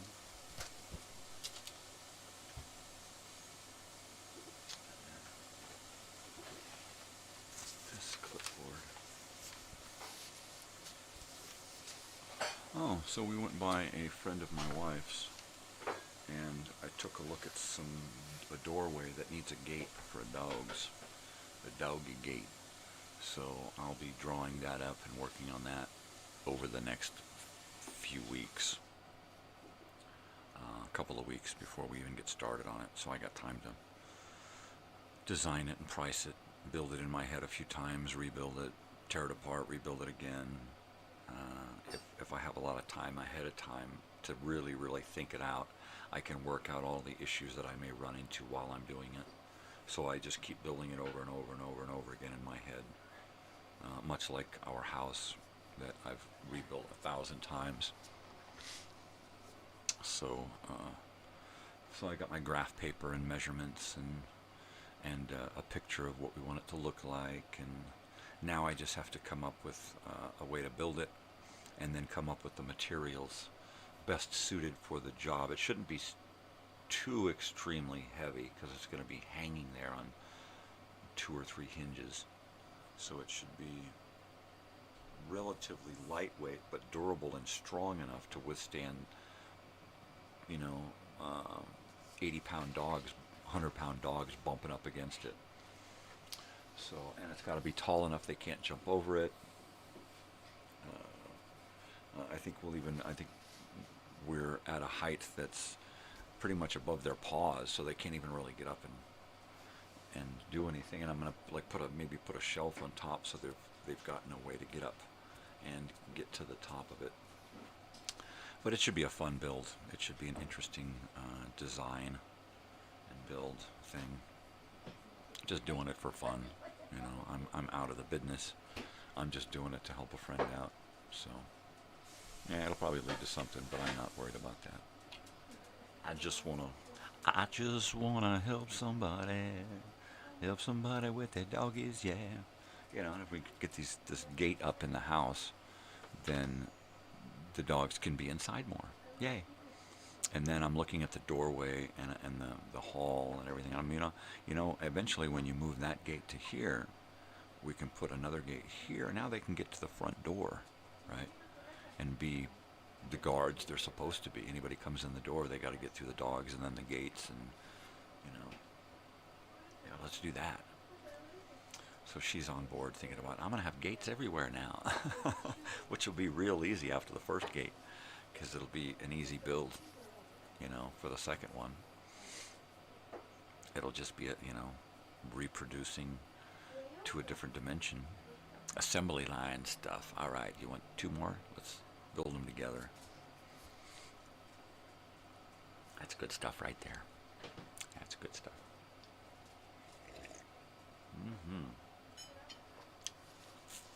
Yep, that's my family. Waking up, doing the thing, getting ready to go. Getting ready to go now. Getting ready to go. All right. I'm going to switch off this sound for a minute.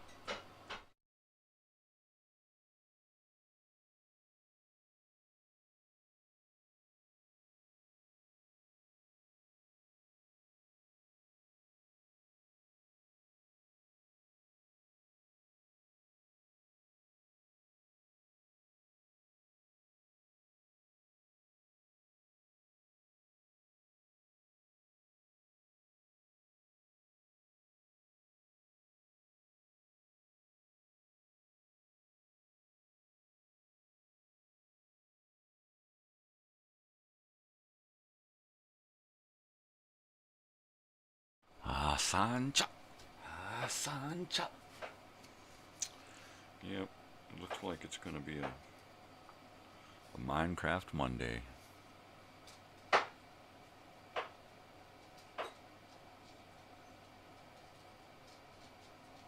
Yeah, I'll have to get some maps so that I can do some screenshots of maps. That would be cool. That would be cool.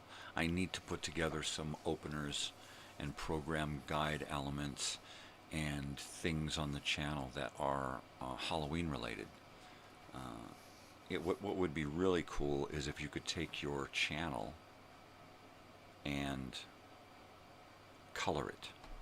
Color your background, the desktop, the icons, replace icons with different shapes and sizes and stuff so that you could literally personalize your channel to the fullest extent, right? That would be really bitchin'.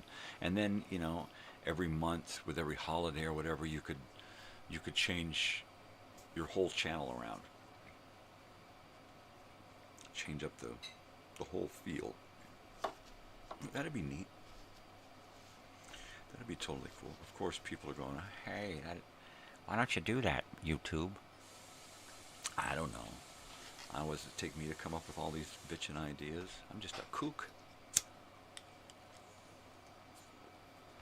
Oh, so I was just in the reading that Ron Howard, Clint Howard book, The Boys. Awesome read. I try to get to it a few times a week. Now, I read it slow, you know, half a chapter at a time, so that I can have a day or so in between to kind of absorb what I read, you know, and kind of play with it in my head a little bit.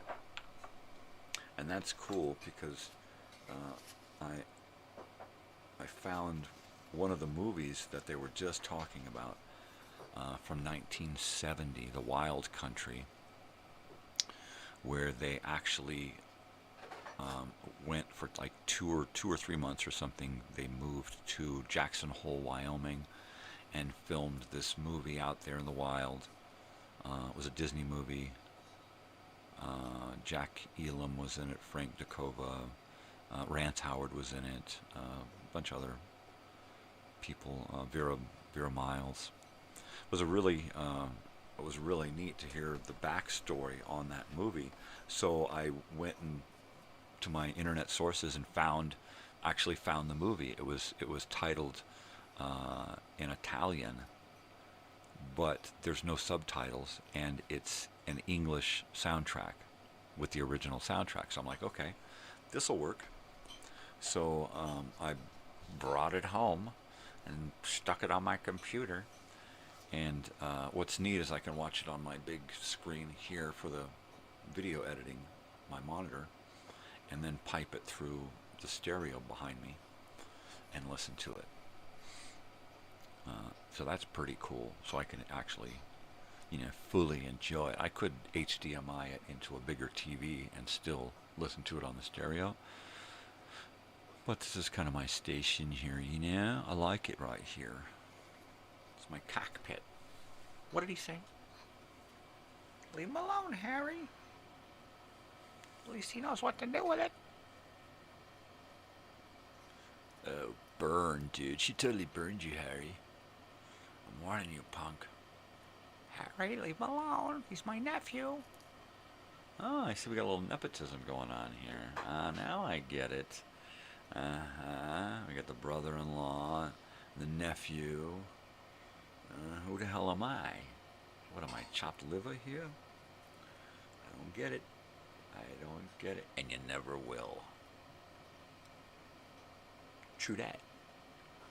True that, man. This gospel, man. True that. I'm surrounded by dogs here. They don't know what to make. It's, you know, everything's getting exciting. The smell of food. I can smell that chicken salad. It smells really good. Usually the smell of food makes me hurl like a little girl.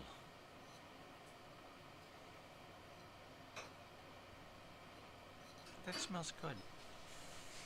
Chicken. Home-cooked chicken salad. Damn. Somebody's lucky.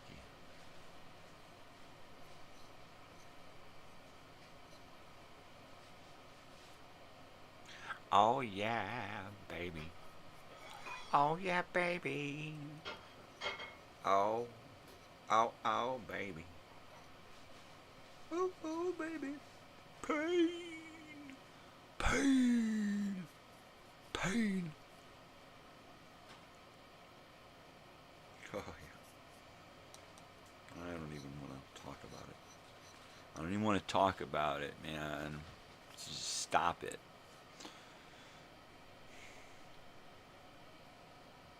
Oh, yeah. You know, they make pills for that. Oh, yeah, suppositories, too.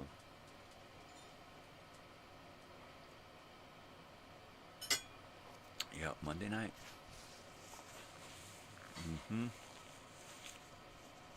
So, let's see, Minecrafting Monday night at 5, 6, 7, maybe close to 8, but I don't know, I wouldn't count on it. Kid's probably going to want to come home from school and, you know, unload and totally veg, put on some music and play Fortnite or something. I can totally dig it, man. You gotta unwind, you know.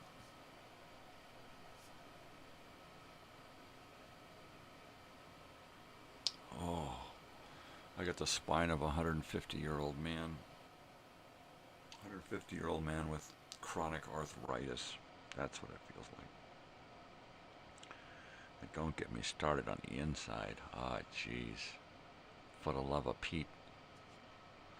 Ah, Pete. Ah, Pete. I'm going to have to dig up a photograph of Pete. Pete was Charlie's brother. He only lasted a couple of years before he just disappeared into the wild one day. Yeah, back when I was young and allowed dogs to decide for themselves what to do. I got older and wiser. You can't do that. You can't live in the wild and let your dogs decide what to do, because they will decide wild and they will go wander off. No. Boy, that crushed me. That right there crushed me big time. Losing that dog. As did losing all of them. All 5 of them. From just a couple of months old all the way to 17 years old. We lost them all in between there. We lost them. Yep. Hi, Toots.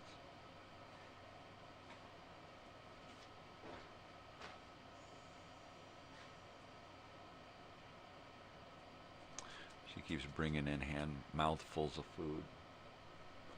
Parking here and eating. She likes to picnic. She's a picnicker. Some are nitpickers. She's a picnicker. What? Makes no sense. Yeah, but 3 cents. Thinks it makes about 3 cents. 2 and 2.5, 2 3/4. What the hell's a hay penny? Yeah, sawbuck, hay penny. Who came up with that shit?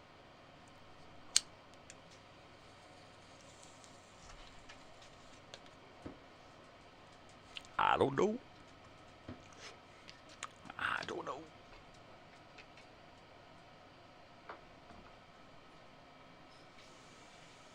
Somebody look it up. Somebody Google that shit.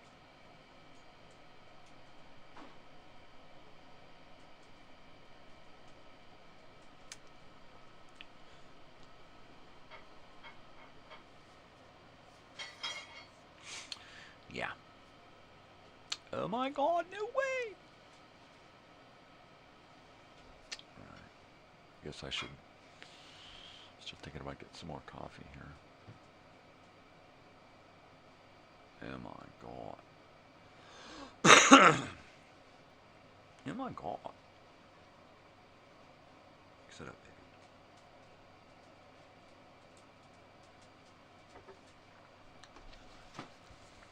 That's it. That's all she wrote. Yeah. Candle Shoe.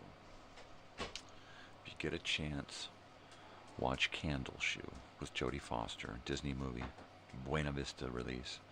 Great friggin' movie. Oh my God, it's like totally awesome. Jodie Foster's the bomb. It's like classic teenage Jodie Foster movie. She has got the attitude and the swagger and the chops. She's got the acting chops by then. By the time she does Candle Shoe, she's already done, what, 50 roles, right? I mean, all that before she's an adult. She's, 2/3 of her career. Bang. Zoom. Done as a kid. Which I think she did most of her best stuff was when she was young. Well, as a kid, she did, her best stuff probably. Well, her whole career was just filled with, when she was a little girl, and she was doing Kung Fu back in, 72 or something? I mean, my goodness. She killed it. She freaking killed it. She picked up the part of what was that, Abby Prey? What was her name? The girl in Paper Moon. She took over that role for the TV series. Killed it. She took over the role, another, well, she was just completely cleaning up after Tatum O'Neal, because she came along again and did the Bad News Bears TV series and picked up after Tatum O'Neal and did that part. But she was on a lot of TV shows and series and pilots. She was all over TV. Popped up in a couple of little things here and there. But, let's see, Freaky Friday. There's a bitchin' frickin' movie. She kills that movie. Yeah, she's just, wow. She was a child powerhouse. And then how she rolled it into being an adult actor, and then was able to just kind of pick and choose the roles best suited for an adult, or young adult, and then older adult, and then mature adult. I mean, everything along the way, she's kind of was able to hand pick and make totally suited for herself. Excuse my household while it goes about its business there. Yeah, baby. But yeah, Jodie Foster. Just killing it.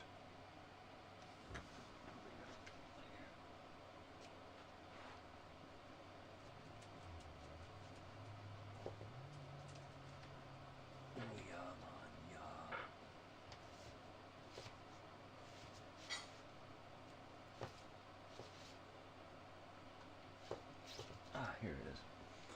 There we go. I knew I had it down there. Totally. Bugsy Malone. Yeah, baby. Bugsy.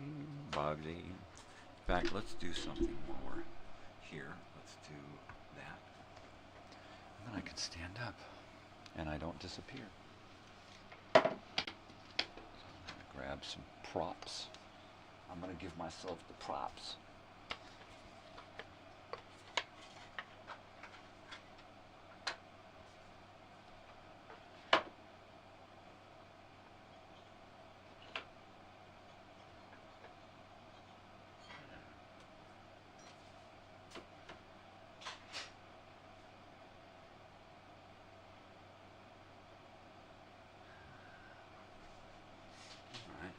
Take a look at that.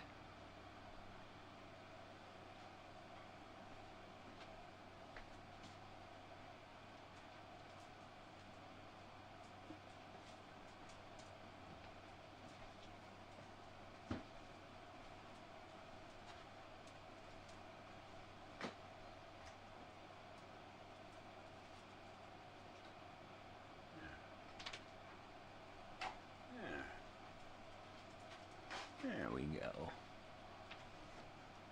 That's nice. Yep. A couple of my Bugsy Malone items there. What are you guys doing? What are you little guys doing? How come I'm surrounded by dogs? Huh? Oh, I get it. People are going to leave, and of course, then I get company. Because you got no choice but to turn to me, huh? Yep, it's the way it is. I guess we'll go hang out with him. There's nobody else here.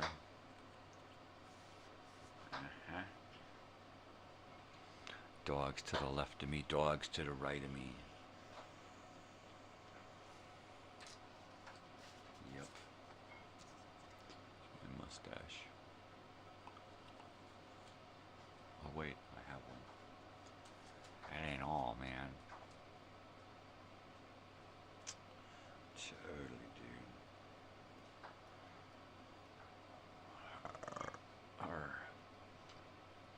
Sometime this year.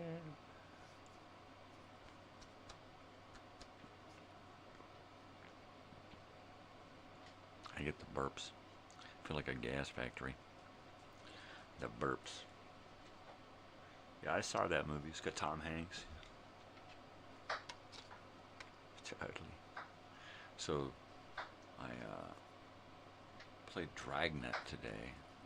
Tomorrow's Dragnet day, but I played Dragnet this morning because I felt like being different. Mainly because I was watching Dragnet last night, going to sleep. The movie with Tom Hanks, Dan Aykroyd. Funny movie, you know. It's not really Dragnet, but it's definitely a funny homage to Dragnet.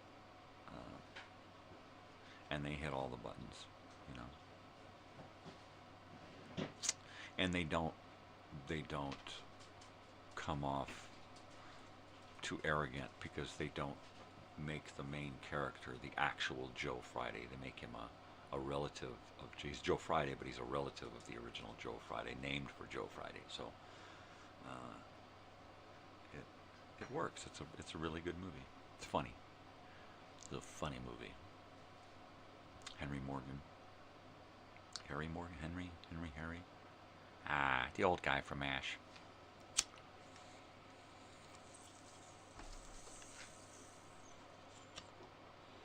Yep.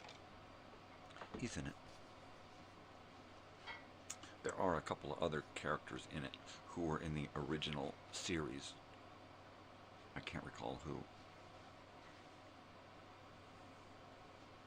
And then pretty much all of the characters do that same shtick that if you watch Dragnet, the detectives, they all have this same shtick they do when they're interviewing people, when they're on their way to interview, you know, when they're approaching a suspect or a house or something, you know.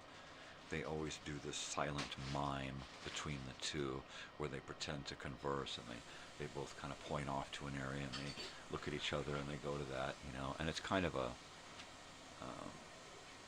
really a throwback to like a silent movie thing where they're trying to act out something during narration, right? Where it's like we know that we're not going to be heard, so we need to act out a little bit more.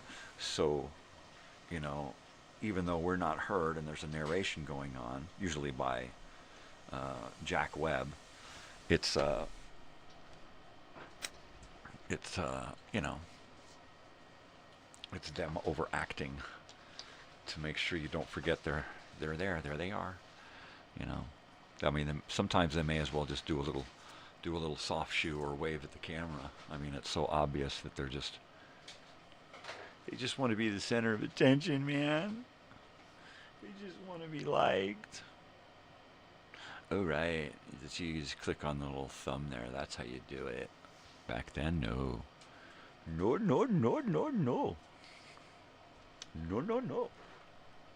Hi, Sam. What's up, stretchy toes? Funny nose. What's going on? Hi. Hairy lips.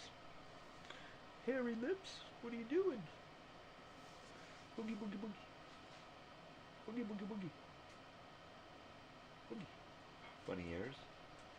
Funny ears. You got two different style ears. Two different style ears. I don't know what it is. I think in the womb he was pushed up against one side and one ear went wonky. That's how it works with dogs. Yeah, it is. That's funny.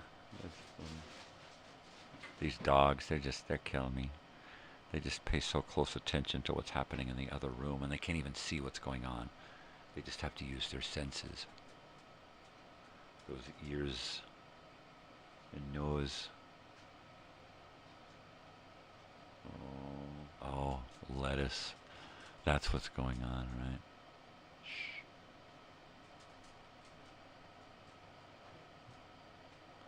Unless it's already happened. Did we miss it? That could be, baby. Baby, baby. Oh, yeah. Alright, I'm going to turn off my mic and go for a little stroll. I'll be back in a flash.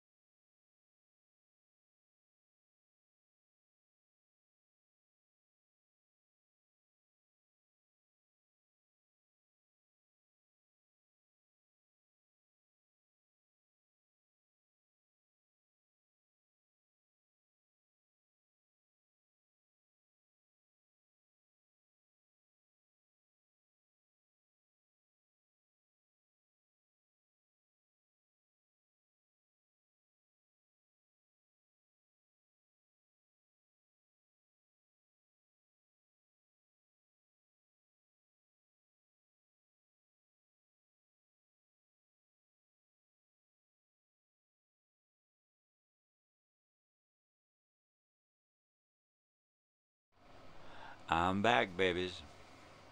It's just me. Just me and a few dogs. A couple of gals. They're getting ready to take off. Taking off, take it off. Take off to the great white north. Take off. It's a beauty way to go. Take off to the great white north. Take off. No, really? Anybody? You're all too young. You're all too young to know. Yeah, sometime this year. Stop saying that. Yeah, really? Well, at least Big Dog didn't leave the camera yet.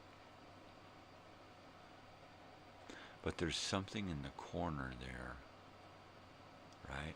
And I have to figure out what that is, because if there's something there, then I need to put something there so it looks different, right? So let me go check this out. Be right back.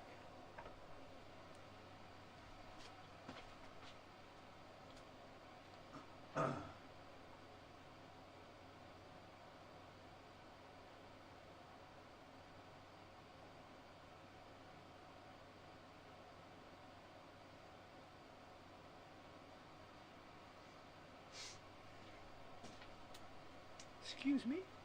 Pardonnez-moi? Pardonnez-moi? Alright. Yeah. Alright, check that out. There. There's a little white rabbit. My camera's jammed into a corner next to a shelf. So, it's picking up just a little tiny corner of the shelf. So I thought, well, I'll put something there. And then you'll be sure to know, what the hell is that little corner thing there? Oh, there you go. Now you know, that's hot. Sweet and hot. Sweet and hot. Hi, Samuel. Hi, are you sweet and hot? You certainly are. My little sweet and hot boy. A little sweet. You're like sweet and low because you're so small. Sweet and low. That's you. Short round. Hi, fatty boy. You're such a little fatty boy. You're such a fatty boy. You remember how skinny you used to be? Remember how skinny you used to be? Huh?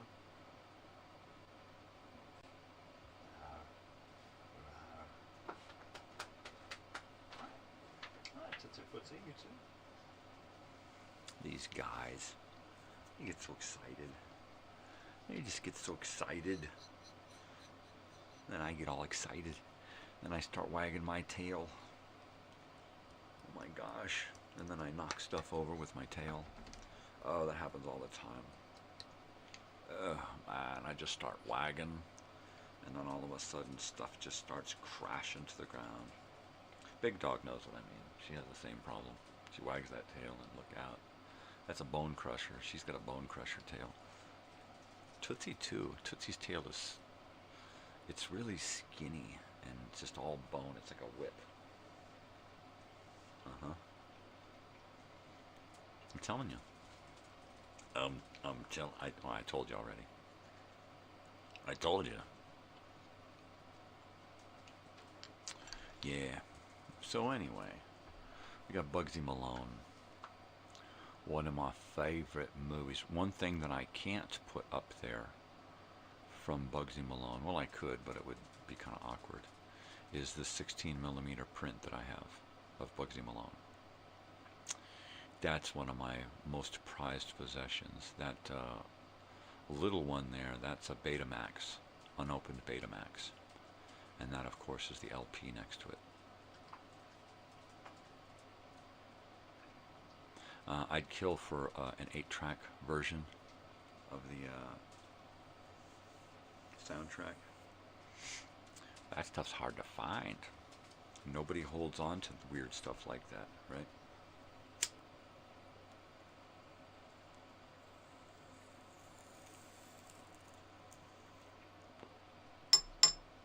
So I'm sure I could find one eventually. But not on my budget. No sirree, Bobberoni. Because it's hard to find. Yeah, that's right. That makes it makes it like a high dollar thing, yeah. Used to paying 50 cents to $1 for an 8-track. That's crazy to pay any more than that. Unless, of course, you're a collector and you know what you're looking for. But I don't know what I'm looking for, right? I don't really know. I mean, I could know, but if I did, then I'd have to kill myself. Right? Because that's the rules, you know. What the hell's he talking about? Aha. Aha. That's what I'm talking about. Aha. Yep. Talking about Aha. The band? Yep. Exactly. Talking about Aha. I wonder what I can do. You know what? I'm going to make this thing so that it takes all of my speak and turns it into text. Right? And then for a transcription of today's program, you can send a self-addressed stamped envelope to me, care of Elsinore Brothers Studio, and I'll send you a transcription of today's program. No, really, I could do that. But then I'd have to kill myself. Oh, I see. It's like a running gag, yeah. Yeah. No, that's like when you're, you know, trying to eat while you're running, while you're jogging, and then you accidentally throat the banana. Blech. That's a running gag. Ba-dum-bum. So today's topic is Jodie Foster and or Bugsy Malone and or Scott Baio or any of the movies they worked on together. The stuff, yeah, the stuffs. There's some stuff there.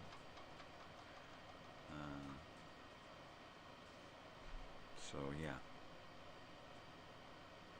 What am I doing? I'm just fiddling about here. That's why I'm making the noise. I'm making noise so you can hear that I'm still here. Because I'm still here. Can you hear that I'm here? Excellent. Excellent. Most excellent. Totally. Making noises. Make you hear the dogs clicking around. They're having breakfast. They know everybody's going to leave for the day, so they're going to eat now because they know they won't eat while everybody's gone. They'll just mope and sit around and go, oh man, where's everybody at? So there's Tootsie. She goes to the bowl, grabs a scoop, runs in here, throws the scoop down on the ground, and then eats one at a time. That's what, and then the other dogs kind of follow her around and help her. So they picnic. They're so cute. There she goes back and forth, and Sam following along. Isn't that just swell? Isn't it just neat?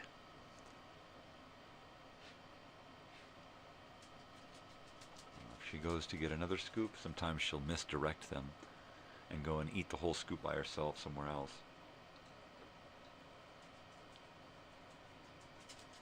But she wants to have company this morning eating, so she keeps coming in.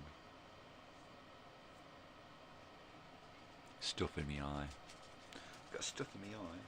I have to get me eye stuff.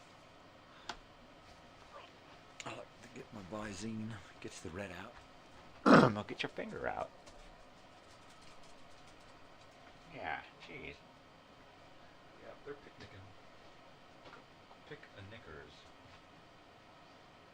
They're picking.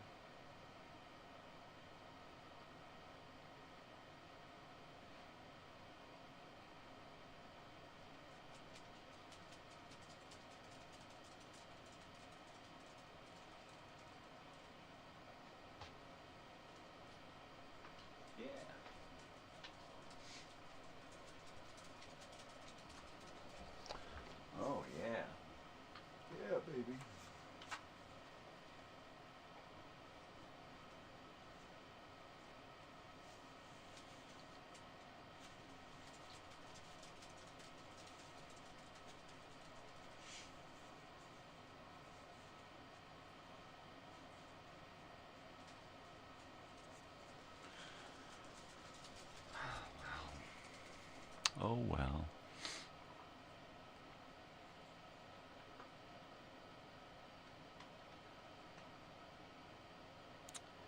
Yeah, this is one of those movies that has always been, since the first time I saw it, has been a part of my life. You know, just one of those awesome flicks. The bee's knees. Another way that I'm tied to the 20s. Even though it was produced in the 70s.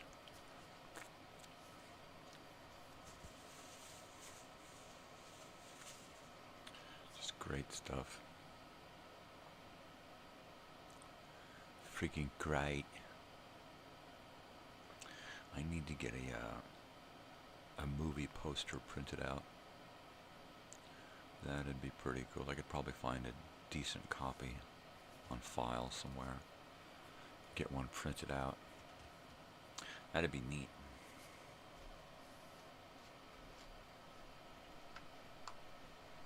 That'd be totally neat, man.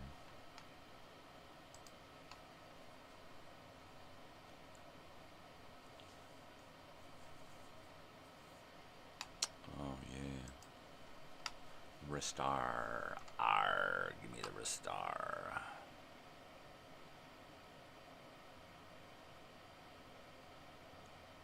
Alright. Well.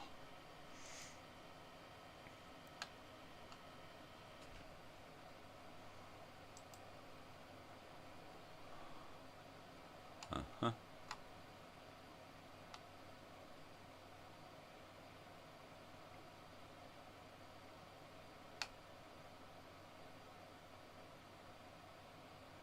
Uh-huh. Yeah, that's a bummer, man. That's a bummer.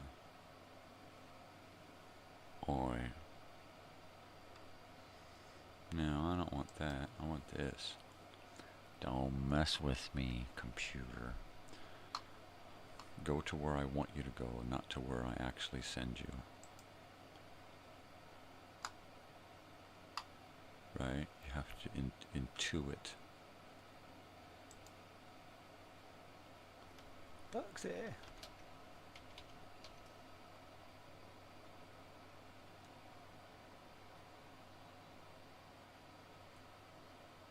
What?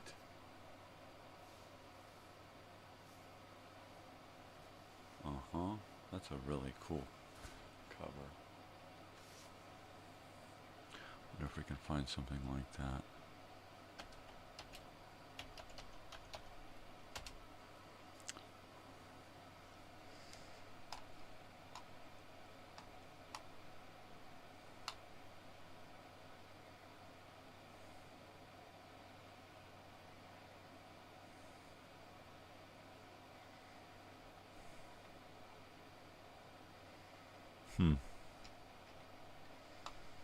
Yeah, right. What you going to do? Well, I'm going to fiddle about.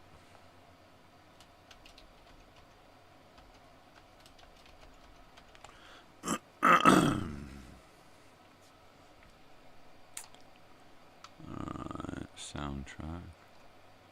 soundtrack, yeah. Got all our soundtrack stuff.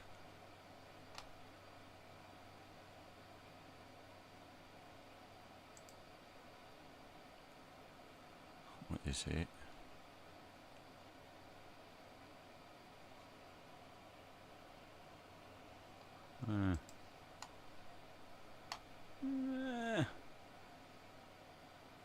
The play. Huh. Huh.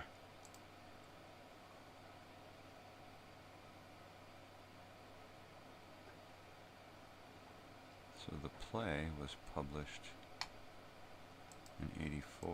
Oh wow. That's just a program. Okay. Well, I'm not finding the what I'm looking for is what you call it? Huh? movie poster. Oh, look, it's 7:30. She just booked it. Music workshop. Yeah, I don't see a movie poster.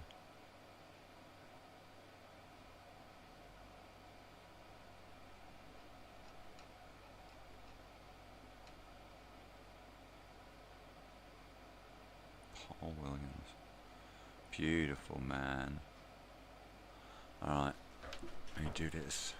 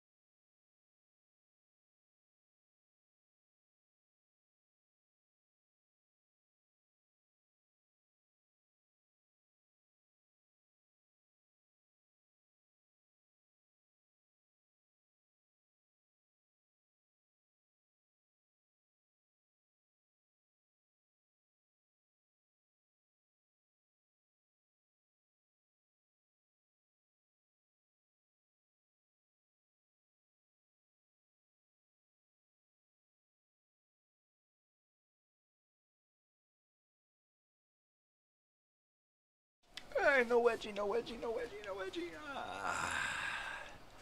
I am in like the Flintstone. So let's see.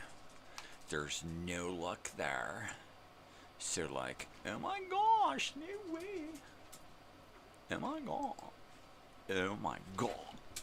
Hi, dogs. They're all getting territorial over chairs now.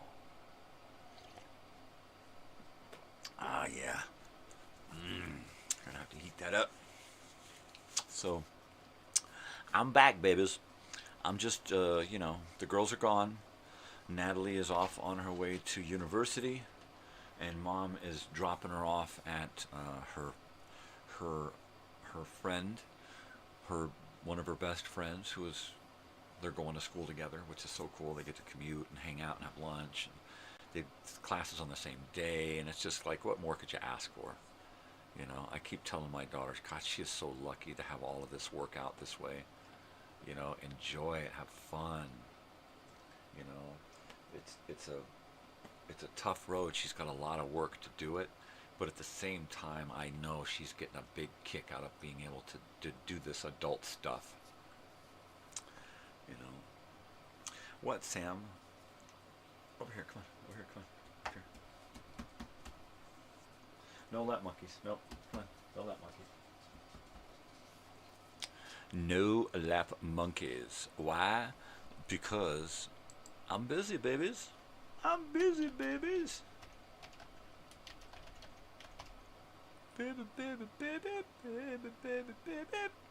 Baby, baby, baby, baby, baby. Ha ha ha ha. Images. Yeah.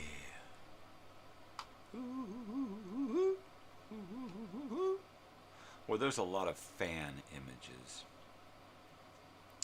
And a lot of screen grabs. And there is what? That looks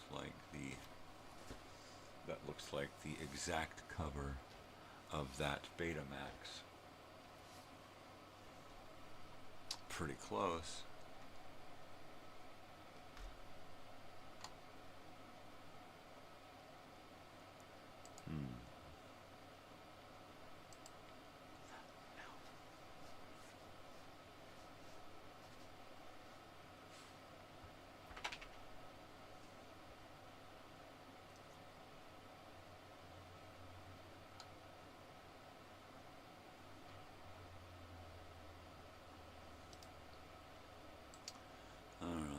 to save this image.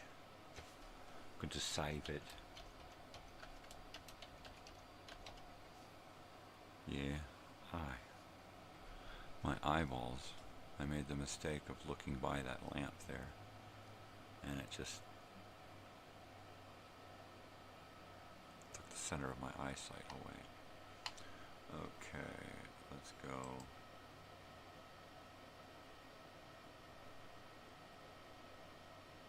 Temporary graphics and video, so we can put it there until we decide what to do with it.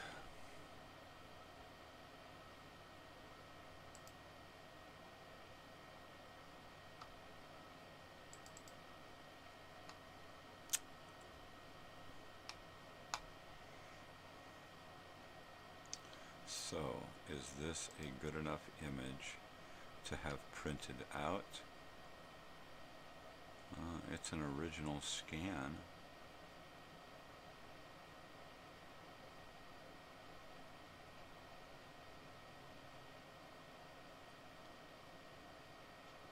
Stupid eyeball.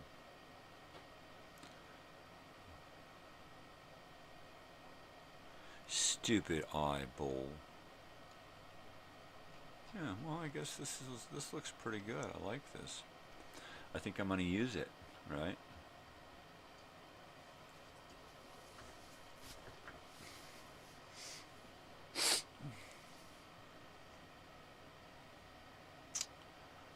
I could probably get in here and fix some of this stuff.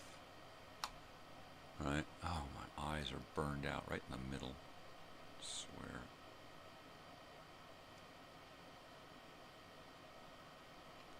But like I could get rid of that, fix that, fix this white line going across through here, fix this line here, this crease. Well, that's not too bad. This one here is kind of a bummer, and this one here. But other than that, it looks pretty good. It looks pretty good. It's hard to find an original.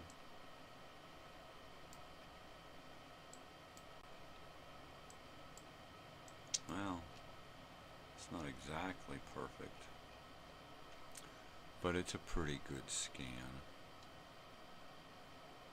I guess if it gets blown up about that big, it would still look pretty good.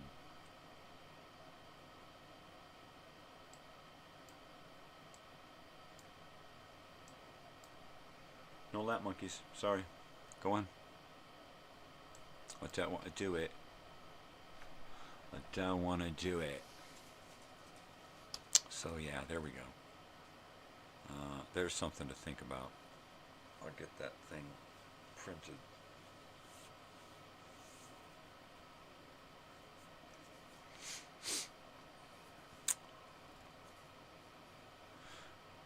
Maybe I'll have it printed onto something, right? What do they do? Metal and glass and stuff. Maybe I'll have it printed onto a tin, a small tin. 17 by 11 or 11 by 17 or something. Nothing real major.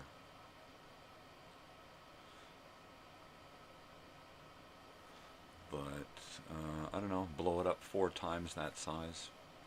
Well, on my screen here, 4 times that size. But put it up on a big screen, about the size that it would be blown up to, and it looks pretty good. It's got good color. I like it. Yeah. I totally dig it, man.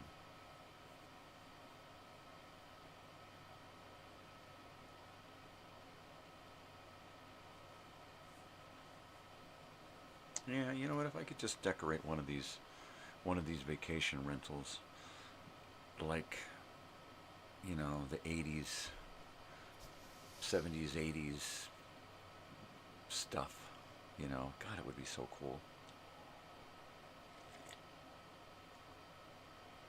I mean, I'm always seeing this old crap getting given away are dirt cheap, you know. And from experience, I've learned that it doesn't take much, usually, to get this stuff up and working if there's something wrong with it, you know. Yeah. To close my eyes for a little while and let them readjust and not be burned out right in the middle. And it's not like I can close my eyes and see a spot, which is even more disconcerting. Right? What a bummer. Yeah. Am I getting the squiggly eye again? The squiggly eye.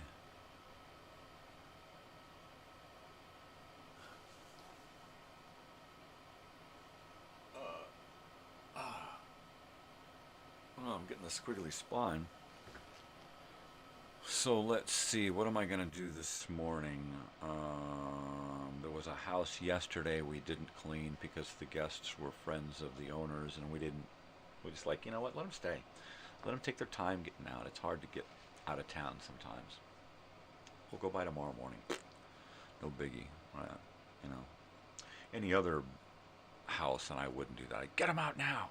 But I love these people, so they're the best people in the world. So if their family or friends are staying there, then they're family friends. They just need to do whatever they're going to do. Take their time. There's no rush. There's no check-ins. Not a big deal. You know, let them have fun. I wasn't up for it yesterday either. I was just, man, my body was not cooperating. And then it's like, oh good, I get to go home. And then she makes a left, and it's like, what? So we gotta get dog food. Oh. Okay, well, I'm gonna wait in the car. Oh, wait, I gotta pick out bug spray, and we gotta get a thing. Oh, I gotta go in. So then I was up hobbling around. Took forever, because I was moving like a frickin' slug.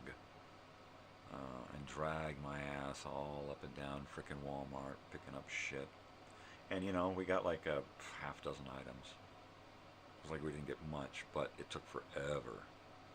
You know. Oh, water. That's right, because we had to fill up water. And there was one lady there filling up like 4 of those 5-gallon things, and the water's running slow, and it's like, So we stood there for forever, and I'm patient. I'll just sit and wait. You know, I'll just sit and wait. I have to go out, double check the gate. It looked closed, but I always fear for the worst, so I'll check the gate, make sure it's closed.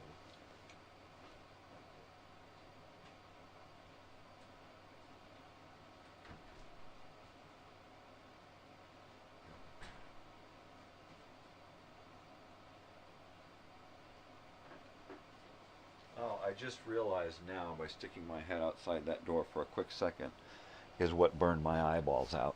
I didn't look outside with my sunglasses on. And if I don't have the Polaroid lenses on covering up my eyes, then I see spots forever. I can't drive without sunglasses on. If I go outside and get in the car thinking that the sun has gone down or it's cloudy, man, I'm screwed if that sun pops out. So I have to take my sunglasses, regardless of what I think.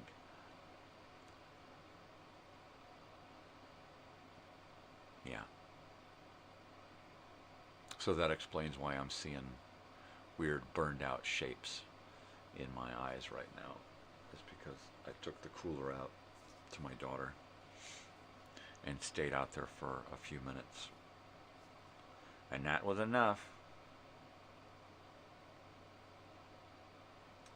And that was enough. So I'm not sure what's going to happen this morning. Maybe my wife will stop by the house over there and start laundry and see what her condition is in. And then let me know what's going on. Do I need to get ready and head out of the house? Or do I put on Bugsy Malone? Right? What'd be great is if I could sit in here and watch Bugsy Malone on a screen over here by my camera tripod.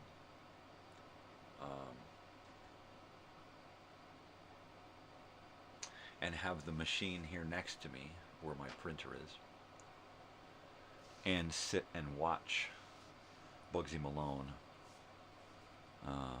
live on 16 millimeter. Of course, you wouldn't be able to see but a tiny portion, or maybe if you saw it, you would see it, rather than see it up like this, you would see it at such an angle that you could just barely see what's going on the screen, right? And then, of course, the sound would be limited to me being able to hear the sound and not you. So, right, how am I explaining it? So, yeah, rather than look at the screen flat, you would look at the screen like this. You would see just an edge. Just look down, just the edge, right? Just a micrometer. Yep, I burned my eyeballs out going outside. That's what did it.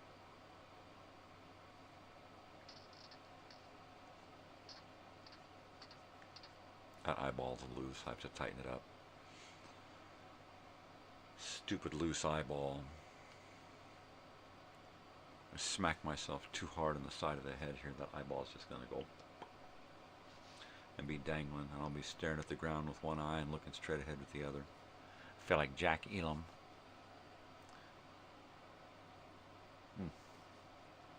No, I gotta warm that up. Oh, it warms your cockles, but only when it's warm. My cockles need to be warming. Hi. My cockle spaniel.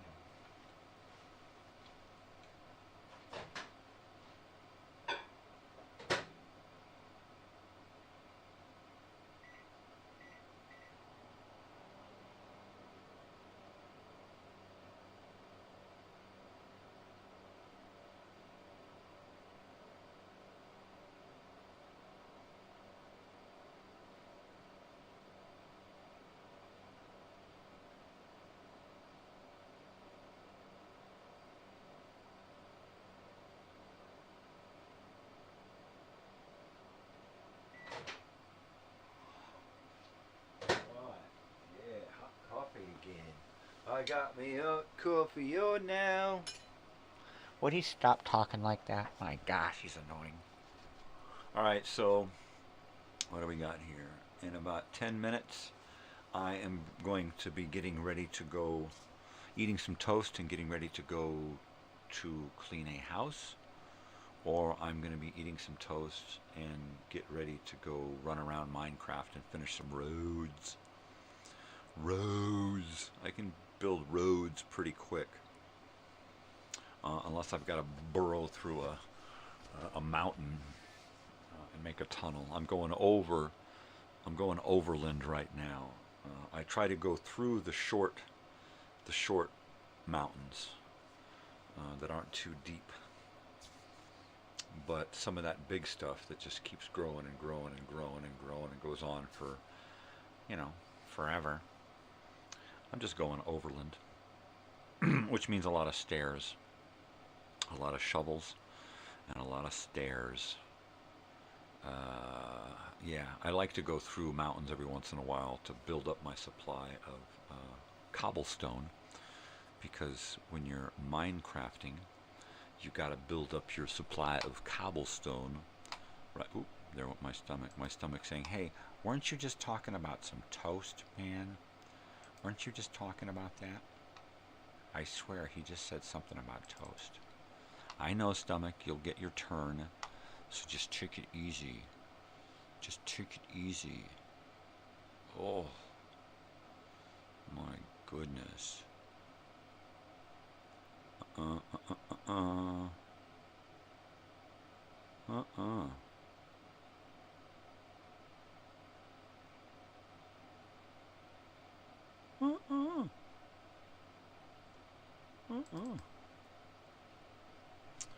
Oh, there it is.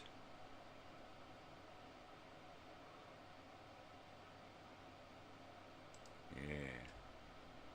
Open up, baby. Open up and show me what you got. Ah, there it is.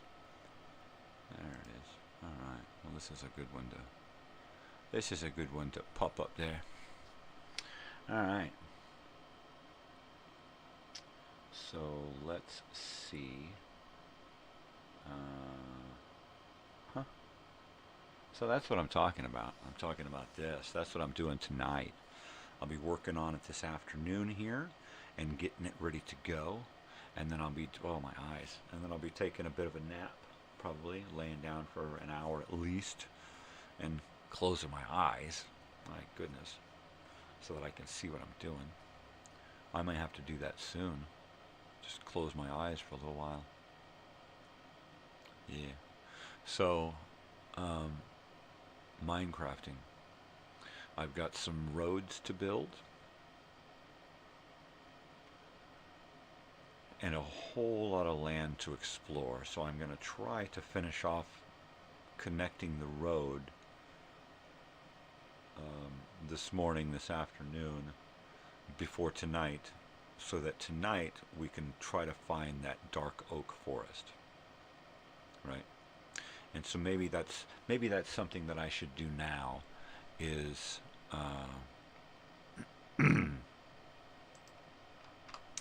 work on that. Yeah.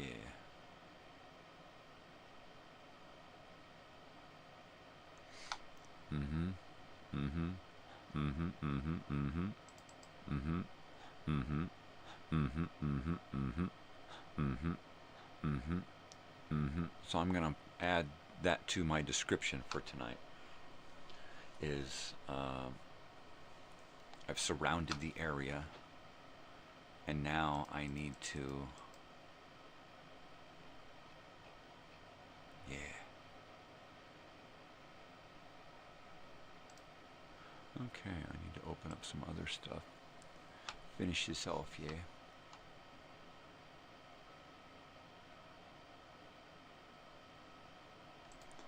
Mm-hmm.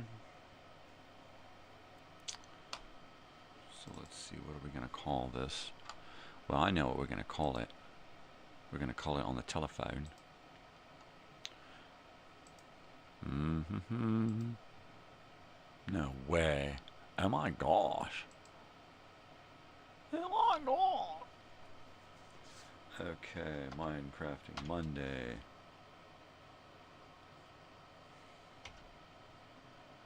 Yeah. Oh, my eyes are still squiggly.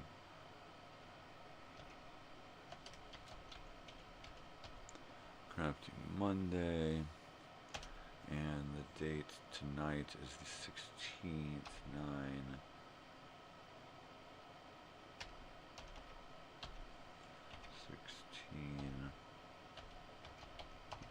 9/16/24. Okay, now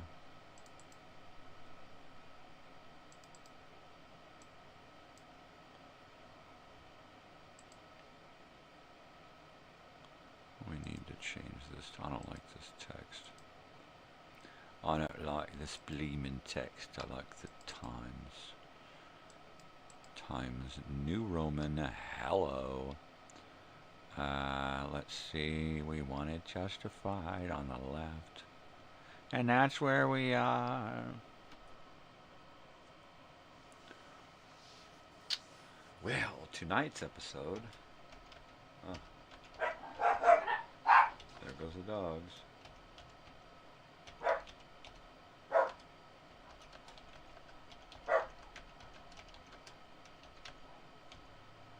Yeah. Boy, that is really small text.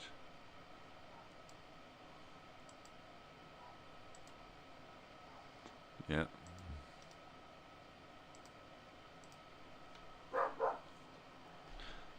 Yeah, they're getting tough out there. You hear them? You hear them?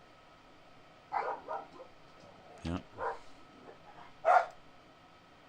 You know what? They always like to do this in the last few minutes of my show, just to prove that they're in control, right? No, shut up. Not you.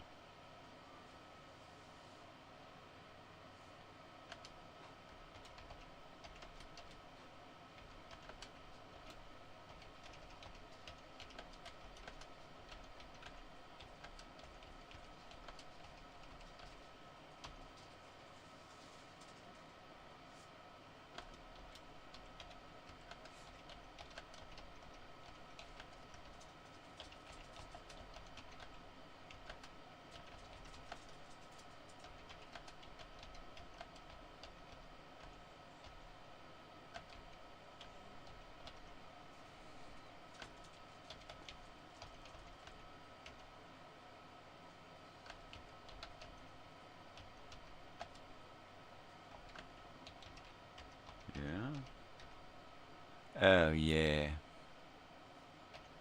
Fix that word. Fix that word.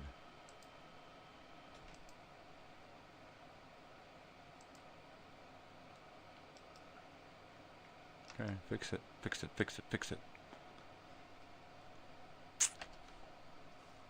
Yep.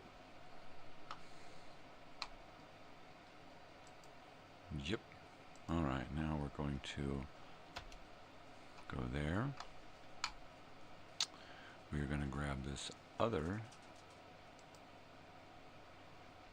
Select all. Select it all. Would you just select? There it is. Copy and paste and copy and paste and copy and paste and copy and paste. Paste. There it is. Oh yeah, baby.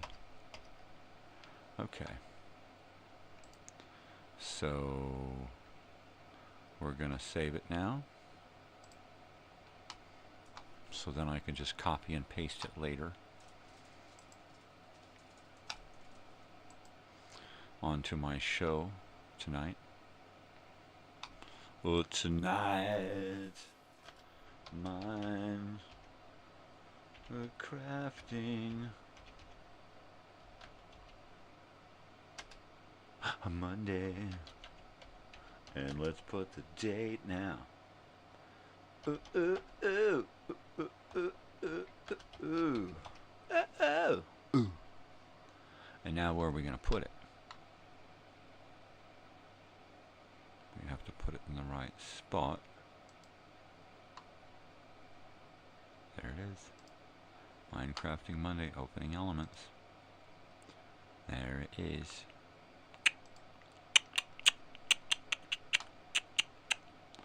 Okay. So that's ready for this evening. My PNG is ready for this evening. That's good. Yeah, baby. And you know what else is good? It's my closing stuff for today. Well, that's always good, because it's always just right a couple of clicks away. And that means, well, you know what that means. It's time that I gotta get out of here. I gotta eat and get on with my day. So thank you very much for stopping by. You know what you gotta do. Be kind, spread peace and love, not bullshit. Do something nice for yourself out there. But you know what? Do something for somebody else too, because you're not alone. You're simply not alone here. There's all kinds of other people who need respect. So give it. All right, people. Love you. Take care. I will see you on the flip-flop this evening. Take care of yourself, and most especially, stay weird, because if you don't, nobody's going to do it for you. Love you. Adios.